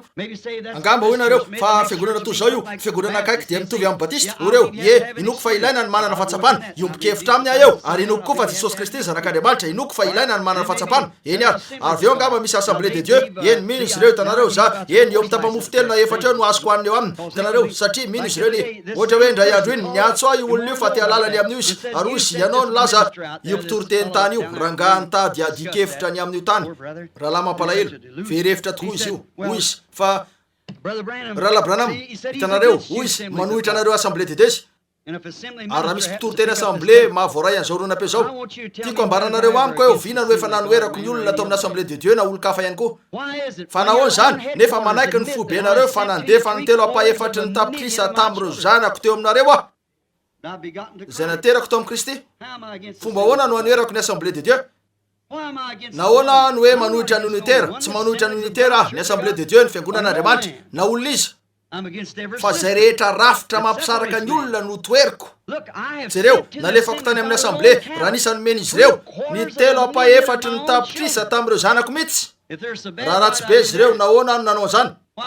nahoana everiko fa eo ny tsara indrindra eto amin'ny firenena andefasana azy ireo na ny unitera na ny sasany amin'ireo finoana pentekotista satria mino ny fanasitran'andriamanitra izy ireo mino fagagana mino ny amin'ny batisa amin'ny fanahy masina eo ny tsara indrindra tsy afaka hitondra azy ireo rehetra eto feno azy ireo eran'izao tontolo zao feno an'ireo sakazako eran'izao tontolo zao zanaka naterako any Kristy alefako any amin'izay tsara indrindra izy ireo efa nandriavy ianareo raha teo ampanaovana antsy eo amin'ny alitara hoy rehefa entiko makeo izy ireo ka entiko amin'ny famonjena dia hoy ankehitriny mandehana amin'izay fiangonana amin'ny toro filazantsara feno ary oka izy fiangonana falianareo fino efa nandrianina azy zany zany tokoa fanahoana ary any nandefa azy ireo any hope tsara velatsivy ka andefa ny zanako ihany any amin'ny fahafatesana lavitra zany tsy tompoko raha tsy afaka andeha ianareo raha tsy afaka keto amin'ny tabernakle ianareo dia mijery fiangonana no any makanesa eo tsy ilainareo ny andray zay rehetra ataony fa zay ampahana mofo arosiny izy ireo ano zany mofo zany rehefa tongolo no arosiny eny avelao eo fotsiny zany hitanareo marina zany tsy vitako ny ahatonga azy ireo marina zany entiko makanesa any am-piangonana na iza misy varavara-piangonana misokatra no any mandehana ny faingana arak'izay azonareo atao raha tsy mino izy ireo fa eny tsy ilainareo ny mandray anjara aza mikambana amin'izy ireo aza mikambana na dia amin'ny anankiray amin'ireny fiangonana ireny ary nefa mandeha any manana fiangonana aminy ahoana nalalanareo hoe tsy avy amin'ny tompo zany laza izy fa ataony miara-miasa soa zavatra rehetra ary angamba misy fanahy anankiray tokony voavonjy ao ary anareo no afaka moaka taratra ny azavany eo amin'izy ireo hitanareo makanesa any aza makany amin'ny avinaviny makanesa amin'ny famorany dia laza ny olona hoe zany ka tena vehivavy kristianina mpivady kristianina zany ka tena tovolahy tovovavy kristianina ola tiakony ola miaina mihitsy tahaka anao misy zavatra fananan'izy ireo hitanareo dia oreo fa inona io tila izy dia ambarao azy ireo nefa dia aoka masina fotsiny fa angeta etsy izy ireo raha la Branham mamalala inonao ve fa ireo famantarana dia tokony anaraka an'ireo rehetra manana ny fanahy masina zay ho Jesosy marika 1 raha zay ary ahoanany amin'ireo olona mino ny afatra amin'izay rehetra ao anatiny tsy eo aminy anefa ireo famantaran'ireo move ka tsy mino izy ireo sa ilainy ny fanahy masina raha zay omeo anay androany ny toro lalana ny fomba fandraisana ny fanahy masina inonay fa ianao no vavan'Andriamanitra ho an'izao andrizao ny rahalanao saotra anao rahalako ny amin'ny fiheveranao ho toy ny rahalanao ary ataoko fa fanontaniana tena tsara izy ty resaka izy eny somary amavainina kely zany tiako ny janona kely maharitra eto raha azoko atao hitanareo amavaininy zany tsereo ny sasany aminareo hitanareo rehefa tsy afaka andray ny batisa ny fanahy masina ianareo raha tsy efa manana fahatsapana rehefa mitrangy zany eny raha mino ianareo ny ampahany teny rehetra hoy ianareo milaza ianareo fa mino ny ampahany rehetra amin'izany dia efa mipetraka ao zany ny teny eo ampiandrasana ny fanahy masina netsika an'izany nefa mila mirehitra ny fanaovanjiro indro ny fanaovanjiro miaraka amin'ny lanjiro ao aminy ary miaraka amin'ny sabora rehetra zay rehetra ilaina isy ao amin'ny fanaovanjiro nefa mandra-pahatonga ny afo eo aminy dia tsisy azavana miratra mihitsy eo na toinona matateraka ny fanaovanjiro ary na toinona mety ampirehitra azy sy ny sisy tsy maintsy ampirehetiny zany zay vao mirehitra ary rehefa inonareo ka eo aminareo ny toromarika avy amin'ny fanahy masina fitiavana fifaliana fiadanana faharipo famoram-panahy dia ireo voa teraka zany mandra-pidina ny fanahy masina miaraka amin'ny fahatsapana mirehitra ka mampirehitra ny fanaovanjiro eo ianareo dia eo nareo tsy nandray ny fanahy masina ianareo hitanareo tsy maintsy ilainareo ny anana fahatsapana mba hananana ny fanahy masina ao amin'ny fikambanany mpiasa ny tenako tsy mety ve ho an'ny kristianina zany hoe ny teny aza mianina tsy maintsy mianina nefa zay eo amin'ny fanoanana n'ilay vondrona fikambanany mpiasa tsy nandray anjara tamin'ireo etsika natao hatramin'ny akristianina nefa mbola alohako ihany ny aditoko ao move ny anaran'ny Judas Iskariota ka voafafa tao amin'ny bokon'ny fiainan'ny zanak'ondry sa tao amin'ny bokon'ny fiainan'ny zanak'ondry zany eny ary kasika an'ilay fikambanany mpiasa fantatry fa miasa ianareo misy fikambanany mpiasa sy ny sisy ianareo lehilahy ka raha te hiasa ianareo dia tsy maintsy mikambana amin'izany tena marina zany ilainareo ny manao an'io nefa tandremo zany hitanareo satria hiala avy amin'ny asa ho amin'ny fivavahana io ndra iandroany hitanareo eny tsaro fotsiny zany efa fambara mialoha zany fa ikambana ny zavatra rehetra tsy afaka hiasa ianareo tsy amela anareo hiasa izy ireo ianareo no afaloko raha tsy hoe miditra amin'ny fikambanana io ankehitriny tsarovo vo anareo tanora tsarovo ny lazainy raha la Branham eto arengany ny teniko ka ho vita sikotra amin'ny penina vy eo amin'ny tendrombohitra vy mahery zao no lazainy tompo zay zavatra zay ihany no isy eo amin'ny fivavahana ikambana amin'ny ananam-piangonana iray ianareo na ianareo tsy afaka hividina hivarotra koa mitandrema tsara ry rahalahy aoka zany hijanona eo amin'ny asa fotsiny ary ao masy io fampitandrema zany mova eny anarany Jodasy Iskariota ka voafafa tao amin'ny boky ny fiainany zanak'ondry sa efa mba tao zany eny tao amin'io zany saingy voafafa hitanareo satria ao amin'ny Matio 10 niantso an Jodasy sy ireo sasany rehetra eo Jesosy ka nanome azy ireo fahefana teo amin'ireo fanahy maloto nandeha teny namoaka de amin'ny azy ireo ary Jesosy zany nahita Satana latsaka avy tany an-danitra zany ve de niverina teo izy ireo samy teo ny mpianatra ary nifaly izy ireo nefa ozy aza mifaly anareo fa nanaiky anareo de minya fa mifalisy satria voasolatra ao amin'ny boky ny fiainana ny anaranareo hitanareo marina zany ary teo amin'izy ireo mihitsy Jodasy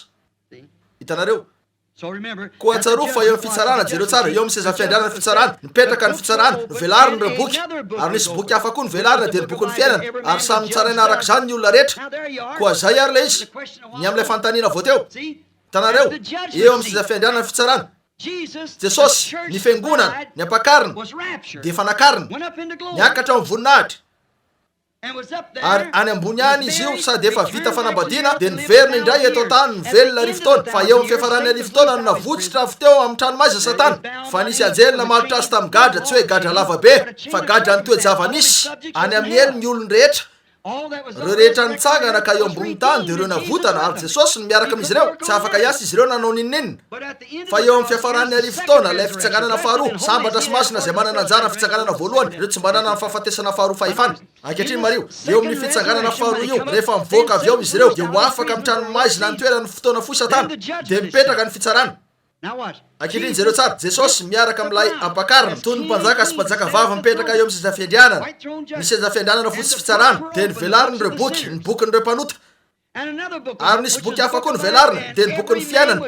ary ny olona rehetra dia notsarainy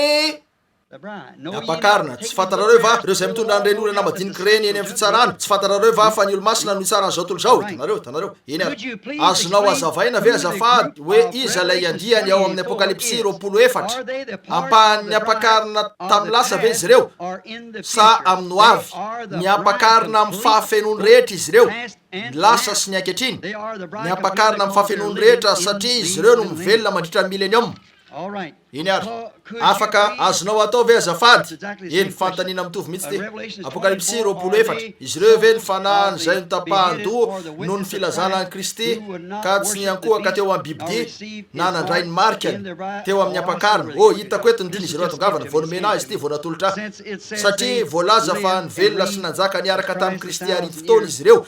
koa manahira-tsaina io satria hiteo ny fanenjena ny ampakarina nefa iza kotrazy no eo ka anjaka miaraka amin'ny Kristy ary fotoana oreo 4,200 ambiray etsy ve zany tsia ampakarina izy ireo eny tsarofa izy ireo ho ianareo reo zay nitapahandoa noho ny filazana eny ho ianareo satria sy niakohaka tamin'ny bibidia zany tokoa ho ianareo ilay bibidia zay mbola ho avy efa teo foana ny bibidia nanolotra azy ireo ho an'ny biby fahiny tao andavaky ny liona no an'ny biby tao amin'io kanja lehibe tao romio de ilay antikristy zany ilay bibidia teo mihitsy zay nametraka indrim-pivavahana tena mitovy mihitsy saika anaka modely nalainy avy tao amin'ny baiboly mihitsy ny fiangonan'ny Roma aveo inona nataony tamin'io nataony rafitra ilay zavatra ka nataony lamina ary namoaka ny fiangonana maneran-tany avy amin'izany izy ka zay rehetra tsy akohaka amin'io de nilaina obtehana hitanareo zay ny teo ary reo zay ampahan'ilay teny velona teo eny mitombo tahaka ny azo ilay tena mandrapatonga an'izany eo amin'ny loha hitanareo fa izy rehetra ny martiora nareo zay nenjehana sy ny sisa fa Jesosy no nanome fiadanana antsika taty andafiny ona toy ny nataony ihany tamin'ireo foko zay teo hitanareo ka tsy namaky teo ankehitriny inona no azoko atao azy tokony ho tohizako ve ny manampy any dada any amin'ny toeram-piompiana inona no azoko atao mba ho avelona ny de ny soratany ny anarany eny rahalahako voasoratra eto zany tsy fantatra hoe izy io voalaza hoe rahalahy Branham zay fotsiny anomboany inona no azoko atao azy eny zazalanga misy ty manoloana dadana jereo rahalahy malalako hotahina ianao raha anampy ny rainao satria ny any aminao dada tamin'ny fotoana tsy naizy anao nanampy ny tenanao ary ny didy voalohany nisy teny fikasana zao ny didy voalohany nisy teny fikasana manajany rainao sy ny reninao mba ho maharo andro ianao ao amin'ny tany zay nomeny tompo Andriamanitra ao anao Hitanareo eny ampio ny dadanao am'izay rehetra azonao atao ataovy izay asoa azy indrindra. Laza ianao fa avy amin'ny voan'ny menarany Kainy, nahoana eva no nilaza hoe nahazo zaza tamin'ny tompo aho. Zay indray ary tsaratsara kokoa ny andrasako aorian'ny fisakafoanana ny amin'izy ity. Iandry aorian'ny fisakafoanana ny amin'io. Somary mila fotoana maritra ny anazavana an'io. Eny ary ry rahalahy Branham malala, azonao azavaina ho avy zao andininy zao Isaia 2:2, ary zao no ho tonga any amparany ny tendrombohitry ny tompo, eo amin'ny tendrombohitry ny tompo isy trano aorina eo an-tapon'ny tendrombohitra, ary asandratra ho avo noho ny avoana, ary ny firenena rehetra hitanjozotra akany. Eny, efa nazavaiko zany ny alahady talohany teo. Hitanareo lay tranon'ny tompo aorina eo an-tapon'ny tendrombohitra, ary ny firenena rehetra hitanjozotra akany amin'ilay lehibe. Raha tsy nanareo no ronapeo ny amin'ilay fonena lay ampakarina sy lay mpapakatra ratra zay, io no manazava ny tsara araka izany. Ola tsara ny janonako eto ankehitriny satria ola rahalahy tsy ho vitantsika mihitsy ty rehetra ty. Ry rahalahy Branham mo andeha jerena any am'ty. Ry rahalahy Branham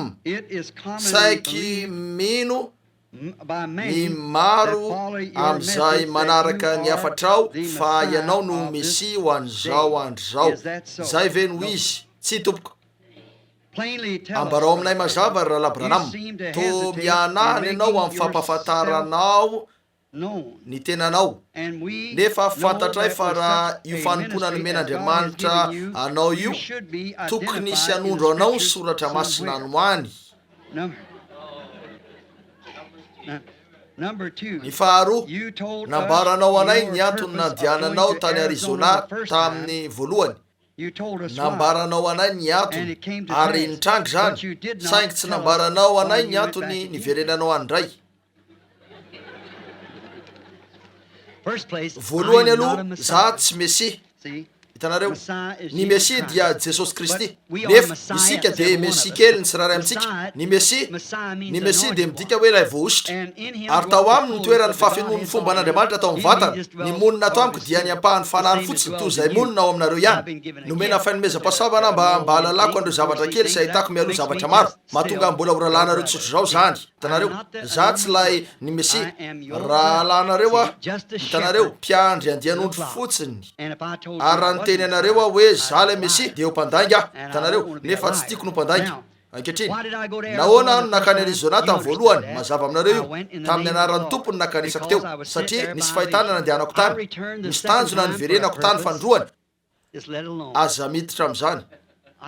Fantatro ny antony nandehanako tany, tsy azoko ambaro io rehetra io, fa rehefa tsy mahalala ny devony, tsy vita ny analan'izany atao-poko. Raha teneniko re zany, de vita ny androbaka an'io.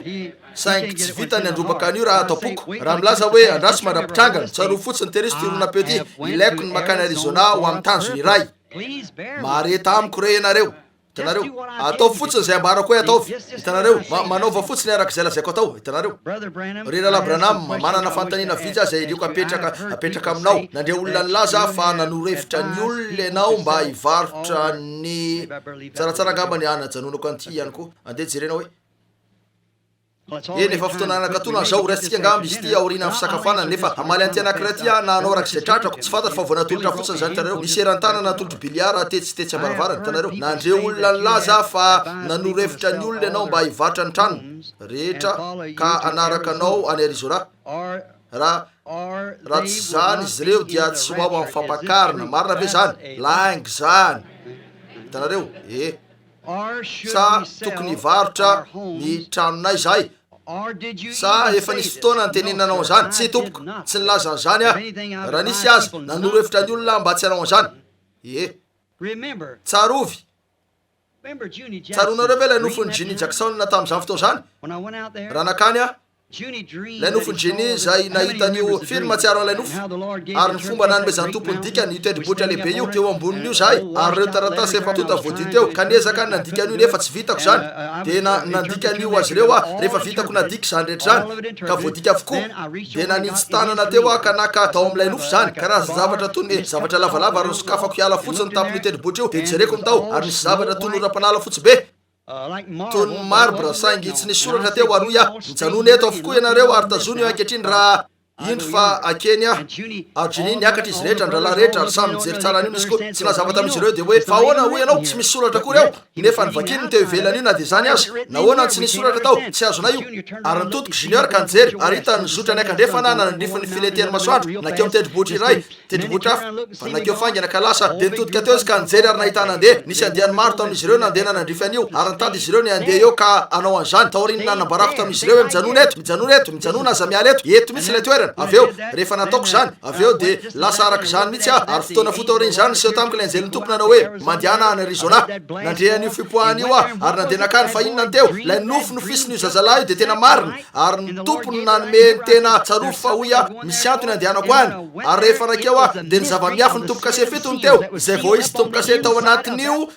tendribotry ny tompo io verina teto avy hatrany niaraka tamin'ny fisokafan'ireo tompo kase fito hitanareo tsy tokony ianao zany ianareo raha teo any ianareo de anareo ihany zany mazava ho azy za tsy tsy misy idirako am'izay alenareo nefa ny fanaovana zany ka eritreritra hoe aveo ny toerana ialany apakary diso hevitra ianareo nandre koa an'izao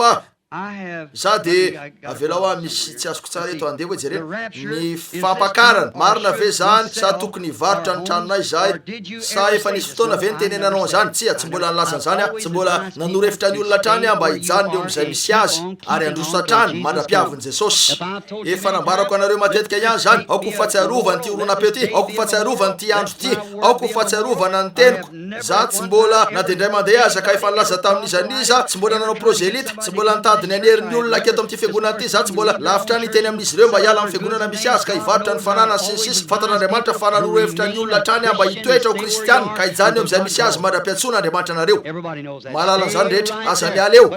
fa eto raha ny teny amin'ny olona misy manao hoe fa tiakany tiako ny velona mandehany any am'izay tianareo ale tsy misy olana zany tsy misy idirako am'izay toerana alianareo tsy misy mikasika azy zany fa eto ny fietreretana fa hitanareo miteraka ino zany lasa manao fitokoana hitanareo aveo de lasa isy olana azo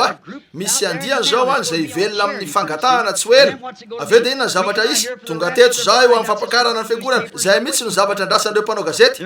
miandry izy ireo ny fotoana tonga azy ireo mpangataka ka tsy mahavita mandeha mody intsony de anao inona izy ireo eo nanaraka andrala Branham ty zay tokony ho isy ny tena tsy manatsininy am'izany mihitsy reo vahoaka malala sy mamiko mahalala izy ireo fa tia azy ireo na de ao anatin'ny fahatotsona azy ary izy ireo fa zany izy ireo tia azy ireo hatrany hitanareo tiako izy ireo zanako izy ireo nefa tsy tiany fotsiny ny ano de zay zahako ambara aminy miezaka ny amoaka zavatra amin'ny anaran'ny tompo nefa tsy avelany izy ireo anao anio hitanareo raha ny marina izy ireo de manao zavatra manotra hafa tsy momba ny ataon'izy ireo tsy efa nanambara taminareo fa raha nisy afatra hotoriana de hoeto am'ty tabernakle ty zany zay rehetra ilaiko atao tonga eto ary manambara aminareo aloha eto am'ty tabernakle ty mihitsy zay ny fampanentenana nomeko zao koa nandrea fa nisy fampianarana nyvoaka nisy boky nosoratanao taona maro lasy zay ny amin'ny mofinaina adikan'izy ireo zany fa tsy maintsy miaraka aminao zay rehetra raha tsy zany de ho diso ny fampakarana fa diso ny boky lay boky hoe lay mofinaina tsaroketo zany ny fanomezana sakafo ny fiangonana maneran-tany io eny rehetra eny hitanareo ny olana amin'io de eny ianareo eto efa matanjaka ianareo nefa tsy maintsy mifanena aminareo zany manaraka ny fivirina rehetra io ny efa nivakiako ny Martin Luther voatsela tsy hoe mampitahantsika am'izany akory nefa fanavoazana tony nisy teo ihany izy io fa ny fanontaniana de ny mpahitatara oreo zavatra mahavarina ny fieritreretana fa vitany Martin Luther ny toerana ny fiangonana katolika ary afaka fotsiny tam'izany izy zavatra mahavarina zany nefa hoe tsy zay ny zavatra tena mahavarina mikasika Martin Luther fanina fahantraka atrany teo anatrehan'ireo fanatisma nisy taoriny fivirina nataony ary mbola nijanona anatoky atrany tamy teny izy teo amin'ny antsony hitanareo tsy hitompoko aza alefa ao am'izany ny zay lehilahy na vehivavy manampy zavatra am'izay lazaiko de tsy mino ny voalazako izy ireo tsy milaza izy ireo teo koa reto fianakaviana ny varotra ny fananany ka nifindra ho any Sierra Vista Arizona rehefa nadikan'izy ireo ny voalazanao to amin'ny oronan-peo anankiray manao hoe nraso kely Betlehema kely fa ao Arizona no isin'ny fampakarana nanoro hevitra azy ireo ho any ve anao azo antoka fa tsy rehefa nanoratra taratasiny am'zany izy ireo, nisy olona atao Connecticut natoy zany novaliko taratasiny ary ataoko hoe eo mpanaovana ny hetsika ratsindrindra tam'izay fa nataonao teo amin'ny fiainanao ianao, aza manao an'izany zavatra any. Hitanareo fa tsy afaka ianareo fa tsaro fotsiny ho anareo eto. Eny malala ianareo rehetra fa tsy miteny amin'ny olona anao an'izany ah, miteny azy ireo ah mba tsy hanao an'io. Nefa de hitanareo fa zainy tsy maintsy misy aorian'ny fivoriana. Nahoana ny miantso ao mesiny ny olona, nahoana ny olona tsy mafety eny izy ireo, fa nisy olona naneo tamiko ndray andro iny ny zavatra kely zay tsy nananany fifezatena tiany atao batisa amin'ny anarako ny olona rehetra. Mampanao ao antikristy zany. Nefa tsy manaiky an'ireny zavatra ireny ah, ary fantatra ireo rehetra eto zany. Nefa hitanareo fa tsy maintsy misy zany de manolo fotsiny fa marina ny afatra. Moa tsy tonga teo amin'izao izy ireo ka nezaka nanambarany anio mpialo lalana fiavian'i Kristy voalohany io. Mesiva ianao, hoy izy tsy izy aho.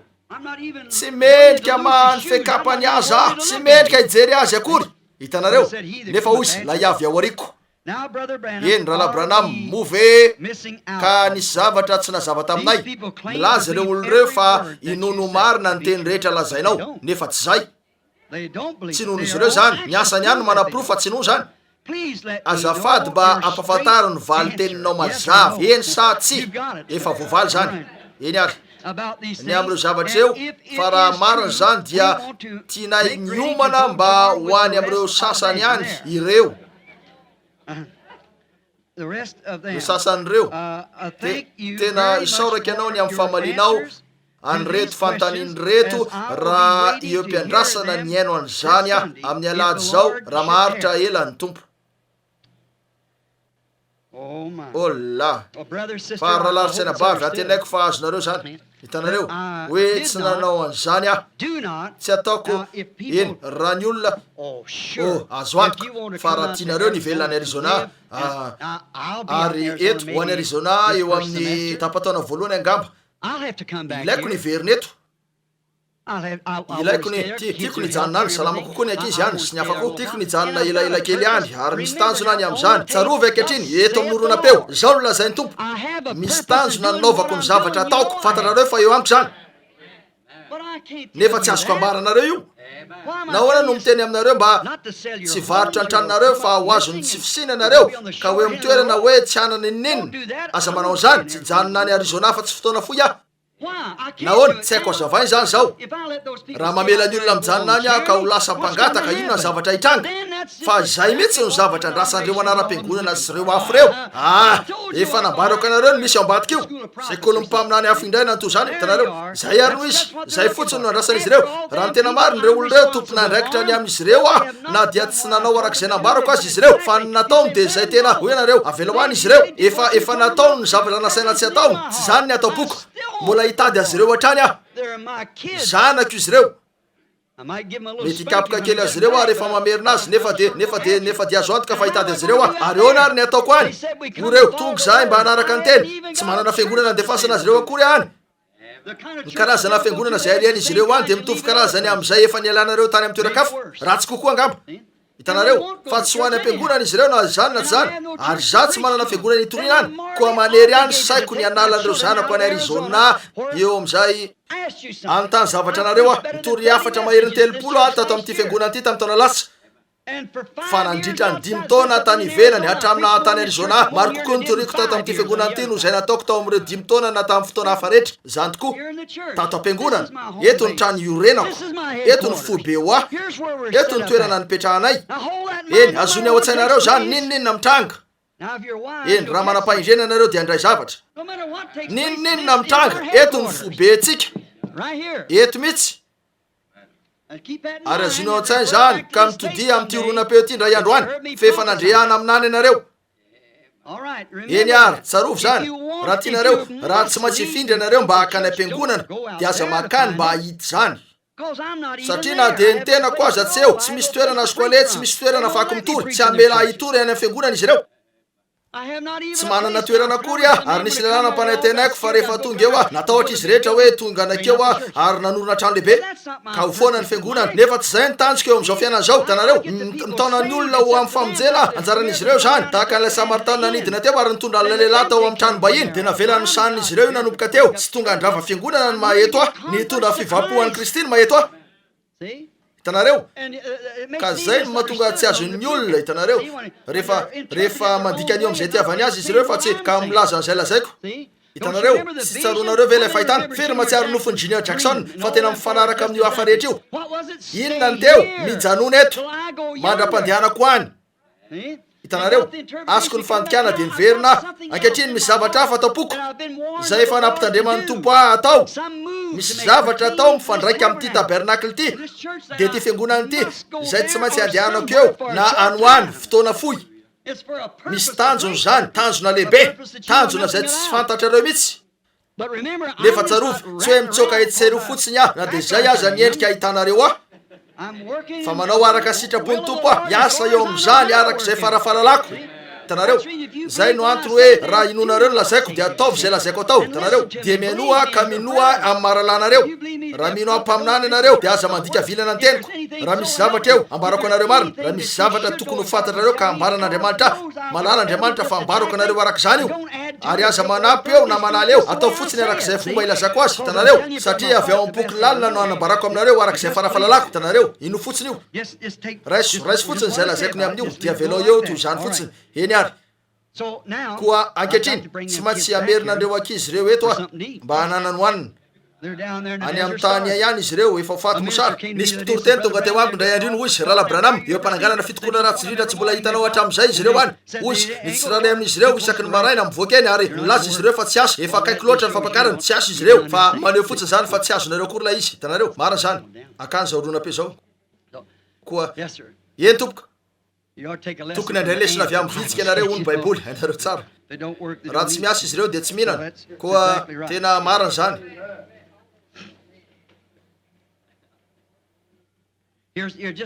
ity misy to zany koa voaraketo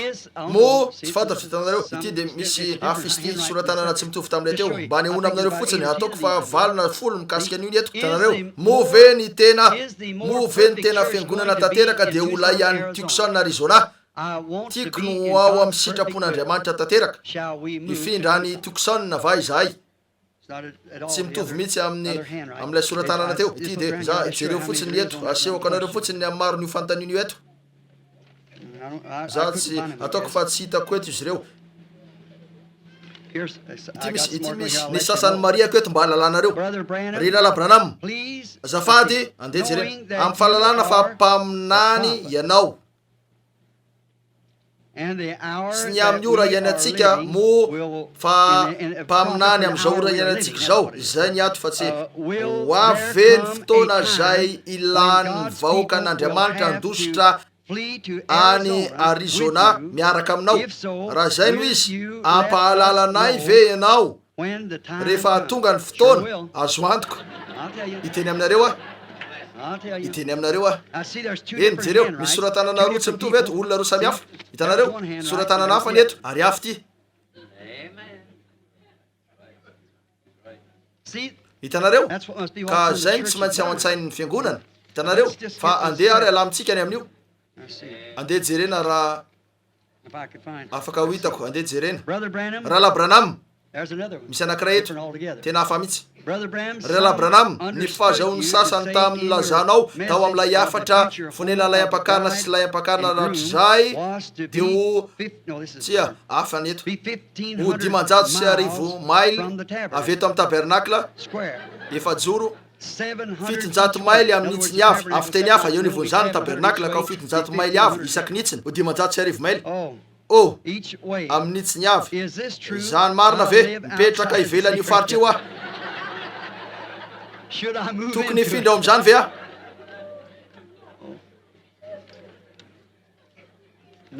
tsy ary malala aza manao an'izany jereo eny hitanareo ve hoe mora tohinina amin'ny olona ny firy ny teto raha nitory an'io afatra io ah laza fa rehefa nataoko ny fandrefesana ny Jerosalema vaovao de ho efajoro 500 maily laza fa saiky mitovy avy eo Maine atreo Floride zany ary 100 maily eo mandefa ny Mississippi ka ho efajoro 500 maily nolazaiko fa lay tanàna raha ny fahitako azy de iorona eo amin'ilay tany mihitsy zay tadiavany Abrahama mpaminany an'io tanàna io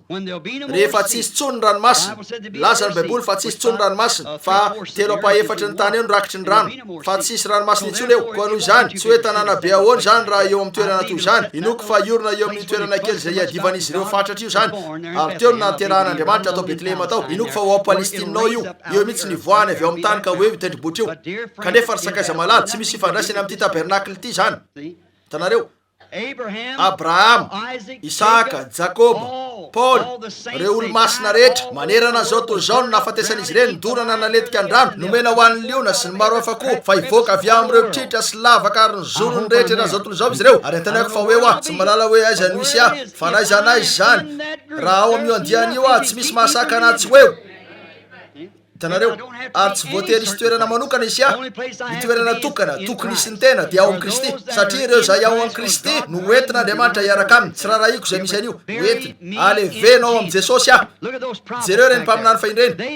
naalala izy ireo tamin'ny heviny ara-baky teny eny hoe ny fitsanganana voalohany reo voaloham-bokatra dia ho ao Palestine nisy toerana nivitiny Abraham ary izy tsy ary naleviny tao Sara dia niteraka ny Isaka izy nalevina teo anilany ray aman-dreny ny Isaka niteraka ny Jakoba maty tany Israely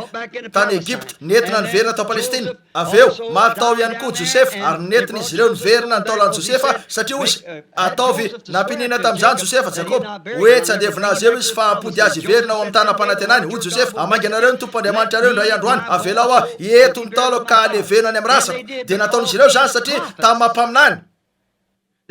naalala izy ireo fa ny voaloham-bokatra ny amin'ny fitsanganana dia ho ao Palestine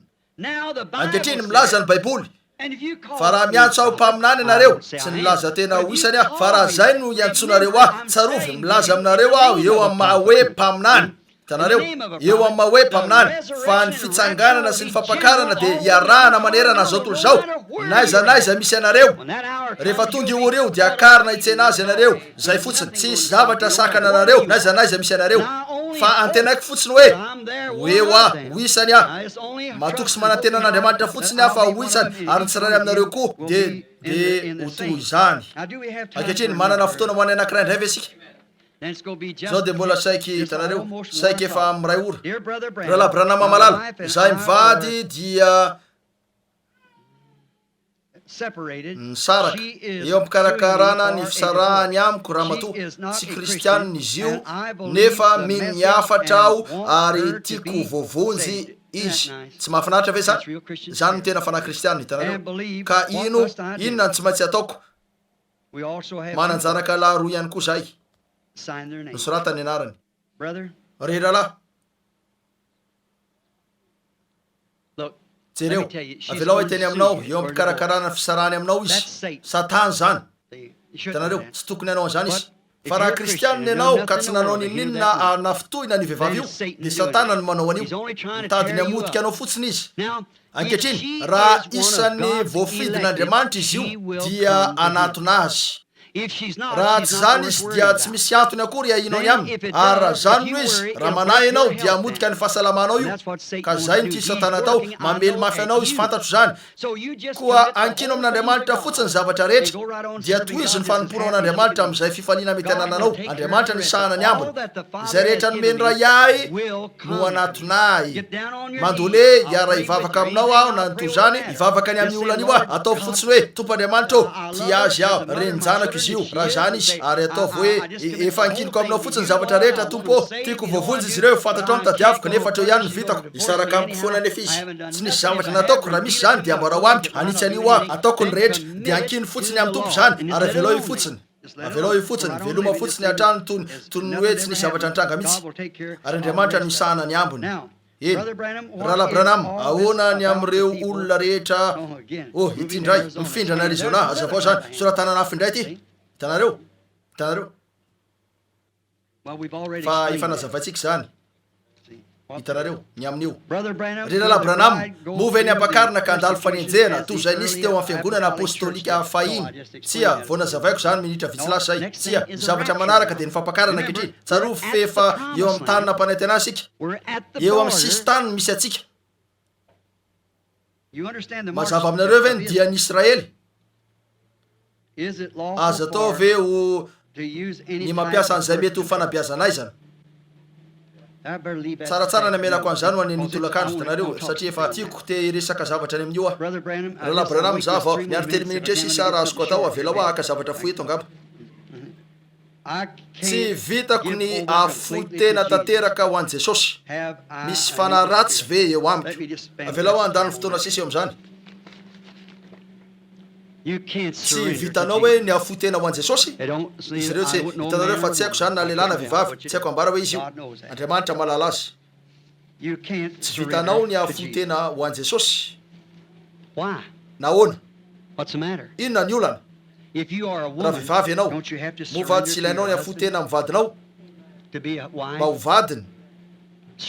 Afoy ny maizy anao rehetra. Raha matoa kely fony anareo ny vady nanana famindrehana. Nitolona ianao tamin'ny fiainanao rehetra mba hanana famindrehana. Fa ndray andro ianao nahita lehilahy zay tianao, azo tanteraka ny aminao. Ilay zavatra nitolomanao tamin'ny fiainanao rehetra ka niezahanao ny velona madio mahitsy amin'ny famindrehana no afonao tanteraka ankehitriny eo amin'ilay lehilahy. Tsy marina ve? Napetraka ao teo an-tanany ny aminao rehetra. Azy nao zay rehetra nitoananao ny amin'ny famotinana sy ny toe-tsaina madio sy ny sisa no omenao ankehitriny eo amin'ilay lehilahy satria nafotena ho andra lehilahy ianao. Tsy afaka anao zavatra toy izany eo amin'ny Jesosy Kristy va ianao? Mahafoza tena toy izany fotsiny. Ny maizia rehetra, ny fisainako rehetra, ny fieverako rehetra, zany tokoa. Ataoko fa tsy misy fanaratsy eo aminao. Ataoko fa manositra anao amin'izany karazana fieverana zany io fanaratsy io. Miezaka izy ny atonga anao eritreritra hoe tsy vitanao ny afotena ho an'Andriamanitra nefa avelao any io zavatra aminao. Nahoana ianao no te afotena ho azy? Satria misy zavatra eo zay miantsa anao mba afotena. Zany de tena famantarana tsara fa tokony afotena ianao. Eny, ny antokana atao ry rahalahy na bavy mety ho tanora izy ty na antitra na izy io na izy hoy ianao tsy afaka ho eo amin'ny fahafizatena tanteraka izy ireo. Omeo azy tanteraka fotsiny ny aminareo tompo, ny fisainako, ny maizy ahy rehetra tiako omenanao zany. Ny fiainako omeko zany mba ho fiainana feno fanimpona. Raisoa tompo ary ampiasao amin'izay maizy ahy. Ka zavatra tsotra toy izany ny riko ny fiangonana raha afaka tena inoko fa raha ny tabernakla ankehitriny zay mandray tombony amin'reto fanontaniana reto. Tianareo ve izy reto?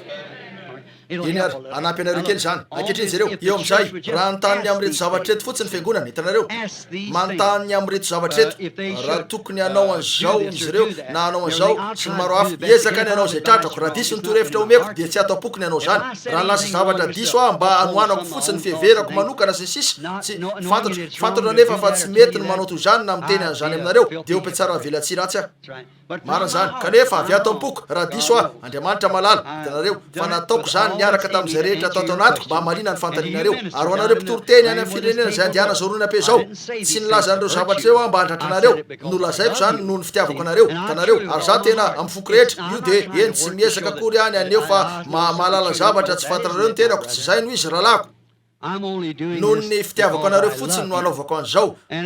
ary inoko fa tiako ianareo. Ahoana raha mahita midina ny renirano eo amin'ny samby efa tota ianareo etsy amin'ny renirano etsy tsy lavitra ny misy antsika ankehitriny eto amin'ny tabernakla ny renirano eo ka miakatra ny avon'ny renirano nefa misy atsana maro eo alohako kely ary fantarareo fa tsy azakan'ireo matsan'ireo samby io tsy afantsotro zao io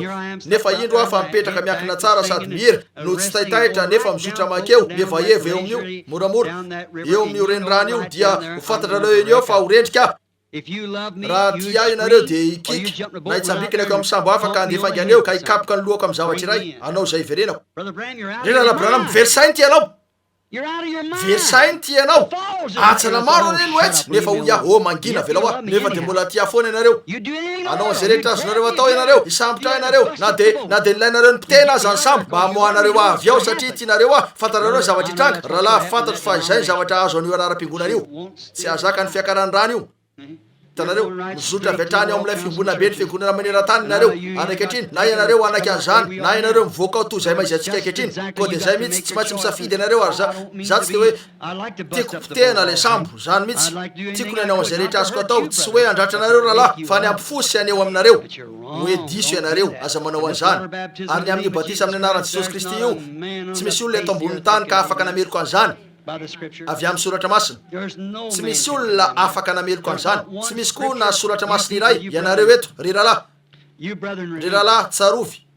tsaro fotsiny karoa eo amin'ny baiboly jereo raha misy toerana nahitana olona ka efa natao batisa tao amin'ny testamenta vaovao tsy nisy batisa tao amin'ny taloha fa tao amin'ny testamenta vaovao ka efa nisy olona natao batisa akoatrany tamin'ny anarany tompo Jesosy Kristy tongava ka sy hoia zany na andeha jereo ny boky tantara raha nisy efa natao batisa tamin'ireo efajato taona taoriana nahafatesan'ilay apôstôly farany ny fiangonana katolika nanomboka ny batisa io zay ny voalazan'ny katesismany mampiasa ny anaran'ny ray zanaka ary fany masina raha ny aona manokana tamin'ny pretre ray teo amin'ny fiangonana sacré-cœur mihitsy de zay ihany nambarany ahy laza izy fa toy zany ny batisa nataon'ny fiangonana katolika fahiny rehefa nambarako azy fa zany nanao batisa ny zava fraser io raha tialala io veka io hoy izy ianina ve anao fa marina ireo fanambaran'ireo ho ia tsy mininy zany ah hoy izy mila anao menina ny veka ho ia na anaiky ny ambarako ny veka na izy tsy mino ah zay tiany ihany hitanareo ho ia laza ny baiboly mba tsy hanina hoy izy fa hoy izy ny ho ia natao batisa kristiana atao anaty rano izy io nasidriko tetsy amin'ny lalana foot of spring tamin'ny anaran'ny tompo Jesosy Kristy ary rehefa nanoratra an'izany le pretre hoy izy zay ny fomba nanaovan'ny fiangonana katolika batisa fahiny ho ia ovino hoy izy tamin'ny andron'ny apôstôly ho ia katolika ve ny antsonareo azy ireo hoy izy azo antoka fa zany izy ireo ho ia katolika kokoa no iainareo ah zany manaraka ny fampianaran'izy ireo marina zany hitanareo zay ny fanambarana izy ireo saingy tsy zay ny zava-misy ny fiangonana katolika de ny orona tao Nice Rome raha teo Constantin fony mikambana iray ny fiangonana sy ny fanjakana sy ary ny fanjakana nanome tany sy sisa toy zany ho an'ny fiangonana tena niny izy ireo teo fa atao millénium izy nataony fa tonga teo millénium izy millénium masatany io tena marina zany aza mino karaza zavatra toy zany eny tompoko eny nefa koa rehefa nataon'izy ireo na raha tokony ho nanana sampy de nalàn'izy ireo ny Vénus nataony teo Marie nalany Jupiter nataony teo Paul na Peter zany de teo amin'ny Vatican mihitsy teo amin'ny Roma ankehitriny mihitsy teo amin'ilay tanàna ny Vatican mihitsy misy tsangabaton'ny Petera 1 metatra ary ambara fanony fandroana de nisy ratsatongotra telo ny ala na nitongotry ratsabato io hitanareo fandrehetra de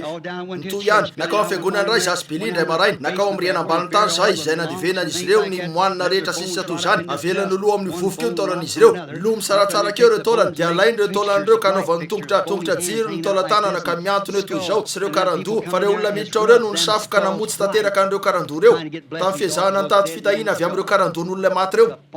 endrika spiritisme zany fa teo mihitsy ny nanomboany zany tao Roma ary eo no misy ny fiandrianany bibidy ary aveo no ny avily lay reny ratsy-janga fa mpijangajanga tahaka azy ihany reo zanany vavy satria nomeny ny kapoaka ny fahatezerany zao tontolo zao rehetra kapoaka ny fanambarany zay niaroaro tao miaraka tamin'ny zava-malotony tany ary nanana fanambarany izy io hoy izy mipetraka ho virjina ary mipetraka ho mpitondra-tena ny tiako ambary ka tsy manan-java-mahory nefa tsy fantany fa izy ny ory mahantra jamba malahelo nefa tsy fantany zany zay no izy ary zany de mahazo ny fiangonana katolika miampy an'ireo anara-piangonana protestanta rehetra nefa eo anivo ny fisavorotahana rehetra io misy olona sarobidy maro zay tia ny tompo Andriamanitra mifony sy ny fanahiny ary ny sainy rehetra nefa mieritreritra izy ireo fa mety ny aminy mieritreritra izy ireo fa mety ny ataony ho Andriamanitra ny mpitsara ambony indrindra hoay raha toa Andriamanitra ka hitsara ny fiangonana amin'ny alalany zao tontolo zao zay no lazan'ny fiangonana katolika fa nanontany an'ity lehilahy resaka tamiko ty any amin'ny hoy izy Andriamanitra no hitsara an'izao tontolo zao amin'ny alalany fiangonana ho ia izy amin'ireo hoy izy ny fiangonana katolika ho ia izy amin'ny fiangonana katolika misy tsy fitoviana eo amin'izy samisy fiangonana izy ny grika orthodoxe sa ny romane na amin'ny alalan'izy ary no tsarana raha hitsara zany amin'ny alalana fiangonana protestante izy de izy ny methodiste batiste luterana pentecôtiste amin'ny alala izy no hitsarana nilaza ny baiboly fa amin'ny alalan'i Jesosy Kristy no hitsarana ary Jesosy Kristy de ny teny koa amika amin'ny alalan'ny tenin'Andriamanitra no hitsarany an'izao tontolo zao marina zany ary inoko fa eto atany ankehitriny ny fitsarany ary inoko andesika hikatsaka amin'ny fotsika rehetra ny andositra ny fahatezerany fanemelohana ny amin'ny fahatezeran'Andriamanitra zay arotsaka eo amin'izao tontolo tsy mino zao ary tsy misy fomba mihitsy ho azy hialany amin'io amin'izany tsisy mihitsy famonjena ho an'izao tontolo zao intsony efa nioatra ny faritra mampisaraka ny fahasoavana sy ny fitsarany izy ireo misy ny nasinareo Abraham Lincoln azy isaky ny firenena rehetra eto États-Unis tsy ampitodika mihitsy an'io andiana rikisy Elvis iverina amin'Andriamanitra zany rehefa mahita amin'ny gazety nareo mananako zany hoentiko eto aminareo an'io tolakandro zany raha tianareo ny ahita zany raha fa ny fiangonana presbyteriana maro aminareo ny mety efa nahitan'io ny fiangonana presbyteriana no manao lamesa na manao ny manao sakrameta miaraka amin'ny rock and roll tsanganeo le pastora sady mitehaka toy zany nefa de aneo ny amin'ny azo fijaliana izy ireo ary teo re fihetsika tsy voafeto ny rock and roll atao amin'ny fiangonana presbyteriana.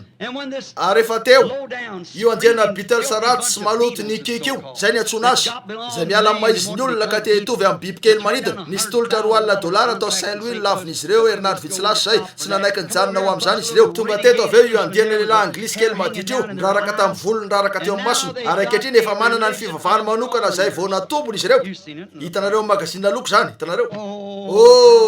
Voaloto toiny ty zao tontolo zao ty tsy misy fanantenana intsony ho azy. Efa noaran'izy ireo ny faritra mampisaraka manelanelana ny fandiniana ny fahaizamiana. Tsy resahana akory ny manelanelana ny famonjena. Tsy mahavita amin'ny tsara akory ny olona. Tsy manana olona toy ny nanantsika fahintso sika. Aiza ry Patrick Henry, ry Abraham Lincoln, ry lehilahy afaka hijoro eo amin'ny fandresen-dahatra mafiorina. Aiza ry lehilahy zay afaka hitsangana kanao an'ireny vehivavy adala eny reny zay mampitanjaka ny tenany amin'ny eny anatrehan'ny lehilahy eny. Avy eo ary mamela azy ireo any toy ny andian'olona mitanjaka nefa avy eo alefa any amponjy zay lehilahy miteny ratsy ny anankiray amin'izy ireny. Aiza ny fandinianareo? Aiza ny fijerinareo ny rariny? Raha mianjaanja any ivelany eny izy io ka mamela ny tenany ho toy ny alika. Eny tompoko, raha tsy anao izy afa-tsy tsy misy fitafiana mendrika afa-tsy zany. Aiza zay lalàna afaka anakan'izany? Teto misy vilona mihitsy Kentucky, 2 herinandro lasa zay nisy vehivavy nanao mitady zay anaovana ampalaza ny anarany eo amin'ny gazety. Nanao bikini plastika izy io. Dia nandeha tongotra nakao amin'ny hôtel Brown ary nisy polisy niezaka nanakana azy nefa tsy netiny janona izy io. Niomezana izy dia navoaka ny basy ny anakanany azy. Natosiny niditra tao amin'ny fiara izy ka netiny tany amin'ny foiben'ny polisy noho ny fitafiana tsy mendrika sy ny sisa toy izany ary nakeo izy ka niaona fantatrareo hoe nataon'izy ireo tamin'izany. Voaroaka ilay polisy. Andriamanitra ne hanampy ny firenena efa loto izany. Tsy afamiana ianareo raha tsy manao ratsy. Mety tsy afamiana sika nefa afaka hiakatra. Ary zay no andrasantsika. Andesika hanodika alohantsika Tompo Jesosy ho tonga ane ilay mpiandrodro lehibe ka hanalanay amin'izao Tompo. Io ampiandrasana azy zay. Io ampiandrasana ny oro io. Raha iny fahitanay ny tena fahasimbany zao toy zao. Efa nalaza ianao fa zay ny zavatra isy. Efa naminany ireo mpaminanao lehibe fa ho avy zao oro zao. Inonay ireo mpaminany Tompo. Inonay zany. Ary ankehitriny mangataka zay Andriamanitra ny hanomezanao anay mpaminany mba handika an'ity teny ity ho anay. Mba ahafantaranay na marina ny anay na diso. Hitanay fa maro ireo mpaminany sandoka mitsangana any amin'ny tany efitra izy ireo. Salt Lake City ary eran'ny firenena rehetra amin'ireo karazana tany efitra rehetra sy ireo karazana efitrano, ireo karazana ray masina rehetra sy ny sisa eny rehetra eny. Ny fahitana an'ireo ralahy sy anabavy mainty hoditra mampalahelo eny amin'izao fotoana izao. Zay nitady ny anekena azy ireo fa raha vao nahazo an'io izy ireo marina zany tokony ho nahazo an'io izy ireo ralahy sy anabavy izy ireo. Eny rehefa nahazo an'io izy ireo dia lasa ratsy tsy misy toy zany. Maneo zany fa ny communisme no nanome tsindrimandry azy. Andriamanitra afaka hitan'izany ve ireo olona mampalahelo ireo fa nisy fotsiny zany mba eny tsy maintsy nisy zany Tompo. Tongava zay no tadiavinay. Tongava fotsiny ianao raha eo ampiandrasana zay. Tongava Tompo raha iseo an-tsandrinao zay. Mamelanay amin'ny fahotanay. Tsy misy fahamarinana intsony eto amin'ity zao tontolo zao ty. Miady mifanohitra ny zavatra rehetra ka tena lany ny kakana, lany ka tena tsy misy madio amin'izany. Laza ianao fa ny vatana rehetra dia ho toy ny fery fenonana. Raha ny marina feno lony latabatra rehetra. Hoy ianao, iza no ampianarina fahalalana? Iza no ampahafantarina amin'izany andro zany? Feno lony latabatry ny tompo rehetra. Hitanay zany Tompo. Hitanay fa efa tonga zany io zany. Ampio zahay miangavy re. Andriamanitra malalo, maro tamin'ireto fanontaniana reto no mikasika an'ireo olona makany Arizona. Andriamanitra malalo, aoko ireo olona sarobidy malalo ireo hiaino an'izao oronam-peo zao izy ireo any. Avelao fantatra izy ireo fa tsy mpanao didijado na ka hiteny amin'izy ireo ny toerana hipetrahany zay tokony ataony. Ary enge ka ho azon'izy ireo tsara zany. Raha tian'izy ireo io faritra io toy ny itiavako azy. Aoka izy ireo hoany raha eo. Saingy raha mampianatra izy ireo fa tsy maintsy aveo nisy ny fampakarana ary eo ihany. Na hoe tsy maintsy miaraka amiko izy ireo zahay mampalahelo tsy mendrika ary mpanota maloto voavonjy tamin'ny fahasoavan'Andriamanitra. Ka hoe tsy maintsy eo anilako Tompo, tiako no eo anilan'ny Paoly fantatro fa ho isany izy. Petera ary Jakoba ary Jona nalevina izy ireo any Palestina ano any. Fantatro fa hiaraka amin'izy ireo aho raha nataonao tao amin'ny boky io hatramin'ny fanorenana zao tontolo zao fotsiny ianarako. Hoeo aho. Ary mangataka Andriamanitra mba hoeo mitsiraray amin'izy ireo. Ampio aho Tompo ny anangona azy ireo iverina eto ndray eto amin'izay ahafahan'izy ireo. Tian'izy ireo ny andre ny afatra avy amin'ireto mpampianatra lehibe reto tahaka andralany Ville sy rala Caps sy ireo rala hafa rehetra eto Jini sy rala Rudel aro GT sy ireo rehetra izy rehetra rala Collins sy rala Buller rala Palmer ary Andriamanitra mangataka aho ny anekenao fotsiny anzano anreto izy ireo aoka izy ireo tonga eto am'izay tena andrenesany anzany raha tiany andreany io fa tsy tsokany amin'ny hevitra io any fa miezaka izy ireo ny anao mihitsy an'izay andrarano soratra masina azy indro ananevitra zany aza mino an'io indro amin'ny hevitra zany aza mino an'io tompo miezaka arak'izay tratrako a mba ampitandrina azy ireo fa zany rehetra zany de manondro fantombotra ny ora ankehitriny efa milatsaka ny aloko ny ariva fa mindrapo no angatahako tompo mamindra fo amikampio a mahatonga ho zatiny zany raha eo mangataka ny anampianao ah tsy tiako ny amarana ny fiainako hoe ny asa rehetra mety nataoko dia nitarika andiana fanatika vitsivitsy na fitokoana any anefitra any hoany aza vela iletika toy zany ny anarako tompo miady mafo an'izy ty ah sopo arak'izay azoko atao ny amnistia andriamanitro aza vela hitrango zany aoka izy fomba anampianao ah tsy fantatro ny atao miakina aminao fotsiny ah nefa manampiah ianao ataoko izay rehetra ambaranao ah atao mpanomponao ah zanakao izy reto tompo reto ny akamaroany reto olo reto 5 tompo tena miorona mafy mino izy ireo malala izy ireo azony izy ireo tsara ary fatany fa tsy za io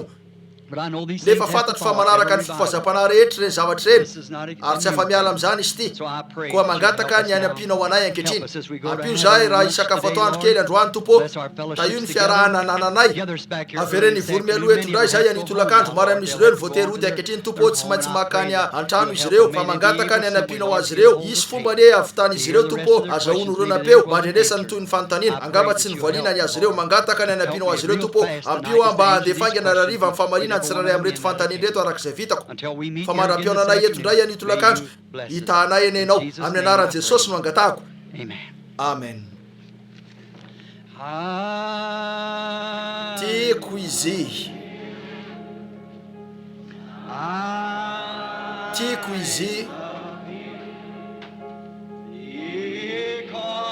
satria mity ay mialomo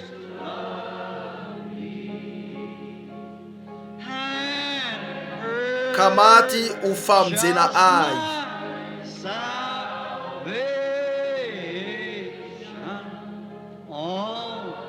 teo amin'ny hazo tao Kalvari vosoratra eto nosoratako eto zany mba hoeto anatriako atrany Kristiny hoe manoloko raha eo mpamalina andreto fanontaniana reto ah inonareo ve fa nilaza zany avy tatapoko a avy tatapoko avokoa zany mba hanampiana anareo mety avy ny sasany amin'izy ireo mba aka ny finosany andriamanitra malalo misy mosary eto misy finosany entana mipetraka eto ho any am'ireo marary sy marofo zany aoka lay mpandika lehibe ny amin'ny teny lay fany amasina zay nanoratra zany anakaiky ane izy ankehitriny ho am'izao ampahany fivoriny zao ka hitany reto lamby reto tompo mieritreritra ny amin'ny tenako aho iza moa no ametraka ny vatako maloto sady tsy madio eo am'reto mosary reto zay maneho fa maro ny eo anelanelany fahafatesana sy ny fiainana o andriamanitro miororo ny tenako saingy rehefa mieritreritra fa tsy mahita ay ianao ny feoko fotsiny renao fa mandalo mamakivaky ny raha ny tompo jesosy any zany ary inoko fa amalo ahy ianao toy ny nataonao taminy any satria ny alolalana izy mba hipetraka eo amin'ny tanana kavanan'ilay tsy to any amin'ny avo fa mipetraka eo ny rano ho tony ny fanavotana nefa voarakitra eo ambanin'io raha io ah mino ah tompo fanasitrana azy ireo ianao satria misy zavatra ilain'izy ireo raha tsy zany de tsy ho nametraka ny reto eto izy ireo mangataka ny anasitrananao ny tsiraray raha indro fa mametraka ny tenako eo am'reto ah toy ny voalaza fa nalain'izy ireo avy teny avatany Paoly mpanotatsotro zao ihany koa izy tompo voavontsy tamin'ny fahasoavanao nefa nino azy ny olona na de ny teny mafy azy ireo sy ny sisa azy izy nefa fantatra izy ireo fa mpiandry olo izy nalala izy ireo fa izy ianao no naniraka azy satria nanaprofo ny tenanao tamin'ny alalan'ny fanompony ianao andriamanitro zay zavatra zay ihany koa ny noho ny reto olo reto ankehitriny mangataka ny anampianao azy ireo ankehitriny ka anasitrananao ny tsiraray amin'ny anaran'i Jesosy Kristy amen no navenareo eny ary za no nafanontaniana misimisy kokoa tsy mofy any no veloman'ny olona fa ny teny rehetra zay alohaky ny vavan'andriamanitra eny angamba aho ny sasany am'reto fantanin reto mety tsy voavaloko tsara zany fa zay azoko natao indrindra ny nataoko raha riva iezaka ny anomboka amin'ny fitoro eny isokatra amin'ny enina sasany fiangonana ary ho anareo zay afaka ijany ianareo zay tsy afaka fantatray tsara tsy mampanino zany nefa iezaka ny amaliny tsiraray amin'izy reto raha azoko atao raha riva andriamanitra ane hitanareo mandra-piaino atsika ankehitriny andesika hitsangana ka hira ny hira mahafinaritra fa iny eo la hira firavatsika raisy eo aminao ny anaran'i Jesosy eny ary raisy eo aminao amin'ny anaran'i Jesosy ry zaza ory sy maonena. Miresaka amin'ny Billy Paul la Branham.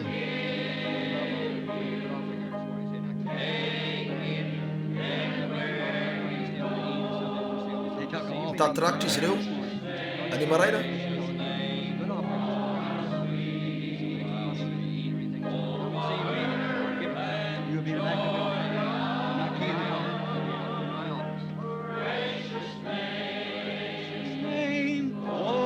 Sarobidy o mamre,